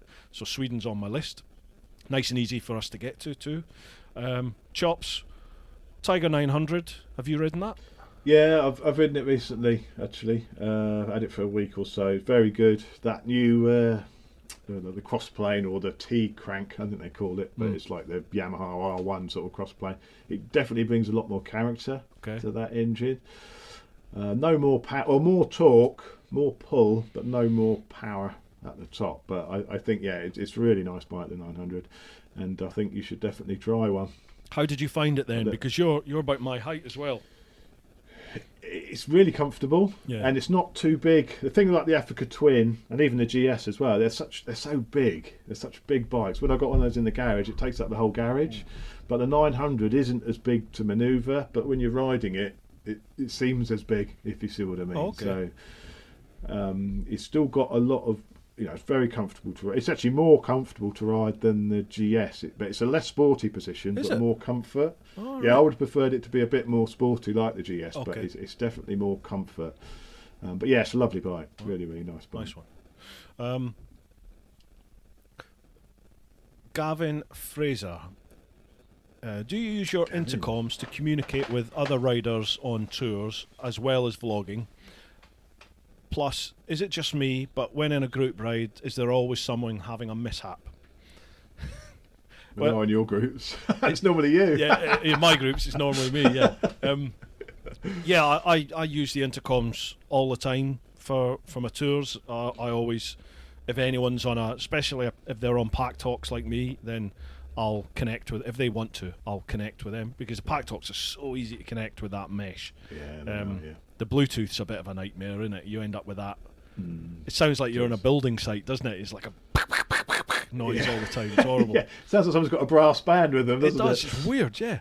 But the mesh talk is really good. The mesh communication's really good. Do you use them? You've got pack talk, haven't you? Yeah, I've got both. I've got pack talk and I've got various Senas I've used over the years as well. I think they're great from a safety perspective. If you're out in a group ride, it's a car coming, especially like on the supermotors, we ride a lot of little really tight little back lanes, and it can be grit in the roads, there could be tractors, there could be horses, so if someone's up front and they can just shout out tractor, car, and it brings so much more fun to the ride because you're all chatting as well. So from a safety point of view and from a sort of fun factor, if your battery runs out and you're sort of out of the group, you feel really sort of a bit more isolated. It's quite weird, you do feel isolated. It is. I after using them for years and years, I couldn't really go back to not using one. I'd always have to have an intercom of some description. But the new pack talk's great. The Senas are good. I've got both because I've got a group of friends who've always had the Senas. Right. And I've not got anyone who's got the pack talks apart from Womble, who had the other one out the 2-pack I had. So it's a bit of a pain because I do prefer the pack talk, but all my friends have got the Senas. So and obviously the mounting systems on the helmet are not the same. So you've got to think, well, for this helmet, I'm going to ride with those guys on the supermoto, so I need a Sena on this helmet. But then, but I prefer the pack talk just for even on your own, like the music, and you can do the OK Google thing with it. So. Make sure my phone mic off. I say that. I won't say that again. But yeah, so it's difficult having two different sorts because they are sort of, but it doesn't work very well when you try and do that compatibility between them because it's Bluetooth. As we found out, it's rubbish. Yeah, it's you need to be one or the other is the problem. Absolutely, isn't it? yeah, definitely.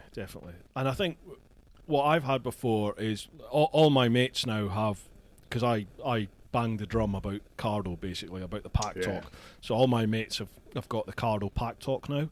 So when we go out for a ride, sometimes there can be 8, 9 of you on there. I mean, I think you can have up to 15 people connected on it. Can you? But even I've never had that many. Even with like 6, 7, 8 people, it just becomes chaos, isn't it, in the end? Yeah. Because everyone's talking, screaming, enjoying themselves. And it's like, shut up, mute. But I do like them. Like you said, it is handy safety-wise, definitely, as well. Yeah. Especially if you're on the tour and you've got someone at the back, like you say, everyone's at the back. Yeah, definitely. It would be so good to be able to capture the audio.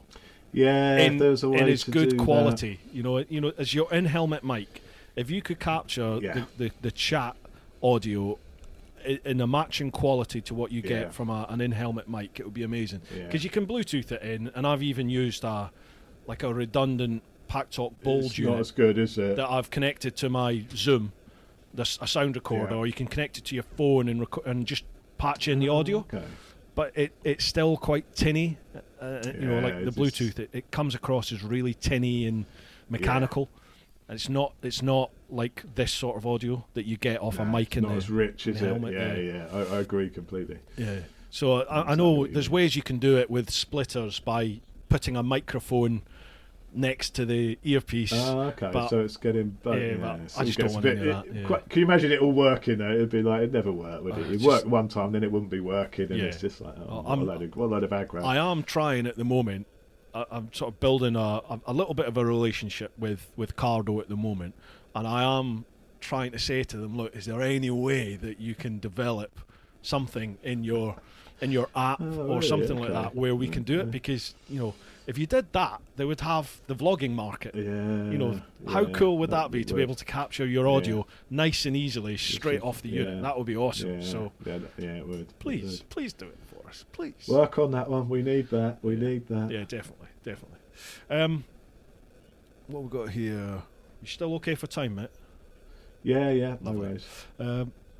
Okay, Steve Ridsdale. Steve Ridsdale. To you both, on a normal week, how many hours do you spend filming, editing, and doing stuff for the channel? Oh, it's a lot, isn't it? We had this one on Friday, didn't we? How many videos do you do a week, Bish? Obviously it's up. It's gone up now, isn't it? Yeah, but purely because I'm doing the podcasts. The podcast is an easy video to edit. Yeah, because it's just long form. There's very little editing. So 2. Yeah, that's quite hard, isn't it? I've always said I could do one a week, but I ended up probably doing. Over the month, I'm probably doing sort of 6 or so. So some weeks I'll get 2 out, some weeks I'll get 1. But each of those videos, if it's a bike review video, they're quite easy because it's easy, not too bad. Mm-hmm. So I'd say it's still a couple of days per video at least, though, isn't it? By the time you've watched the footage back, edited out sections of it, gone through it all. It's probably 3 days a week or something by the time you're saying you're recording something as well. Yeah.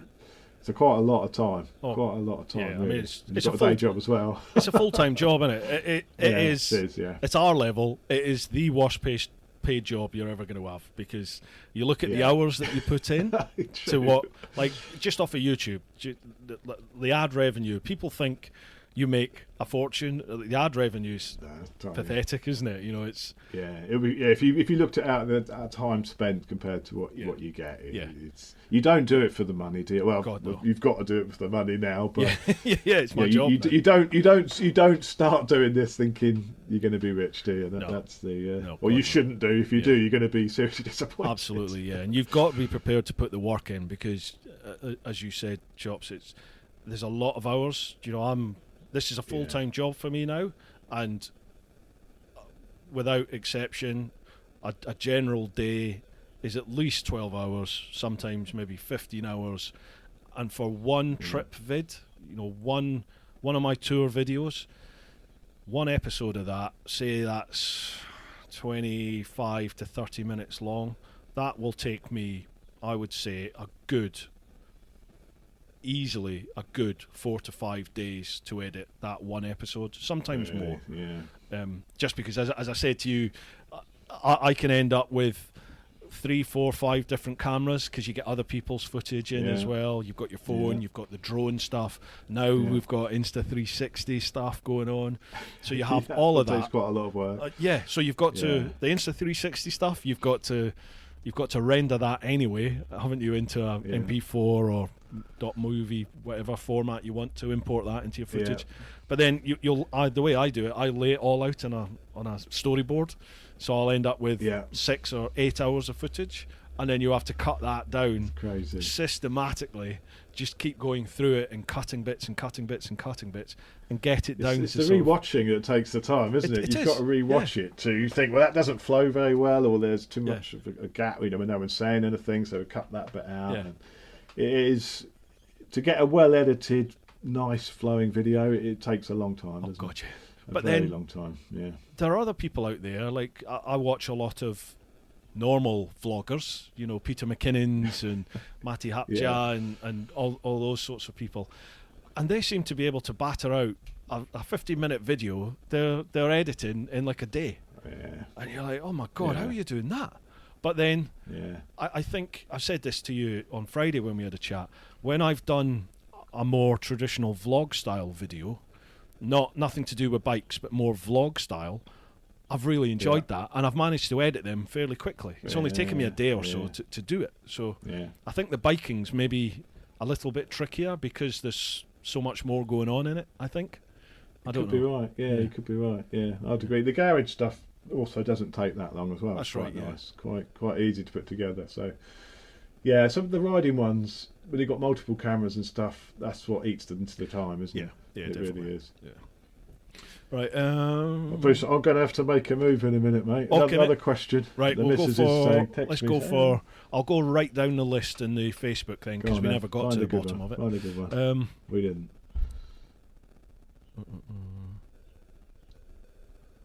So I'll just have a quick read through. No. Okay, here's an interesting one.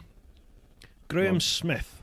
There's a new law which bans, this is hypothetical, there's a new law which bans all bikes over 125cc. Would you still ride? Oh, absolutely. Yeah. I'd still ride. Without a shadow of a doubt. Absolutely. Yeah, definitely still ride. What would it be though? What sort of bike would it be? Much of an adventure bike on a 125? I don't know.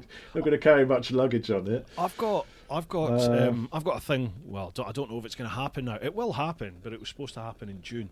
I was supposed to be taking the Sinis 125 Terrain, which is basically the 125cc GS, more or less.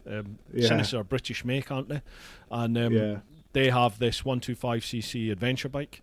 So I was going to be doing something on that in June, and I was really quite interested to see what that was going to be like, to be honest. It's quite a big ride, and I was interested to see what would happen. Was you? Gonna do I think engine size, it has an impact for sure, but you can still have fun, definitely. Yeah, and you can always tweak things, can't you? Oh yeah, absolutely, yeah. Oh yeah. Well, you'd have to, wouldn't you?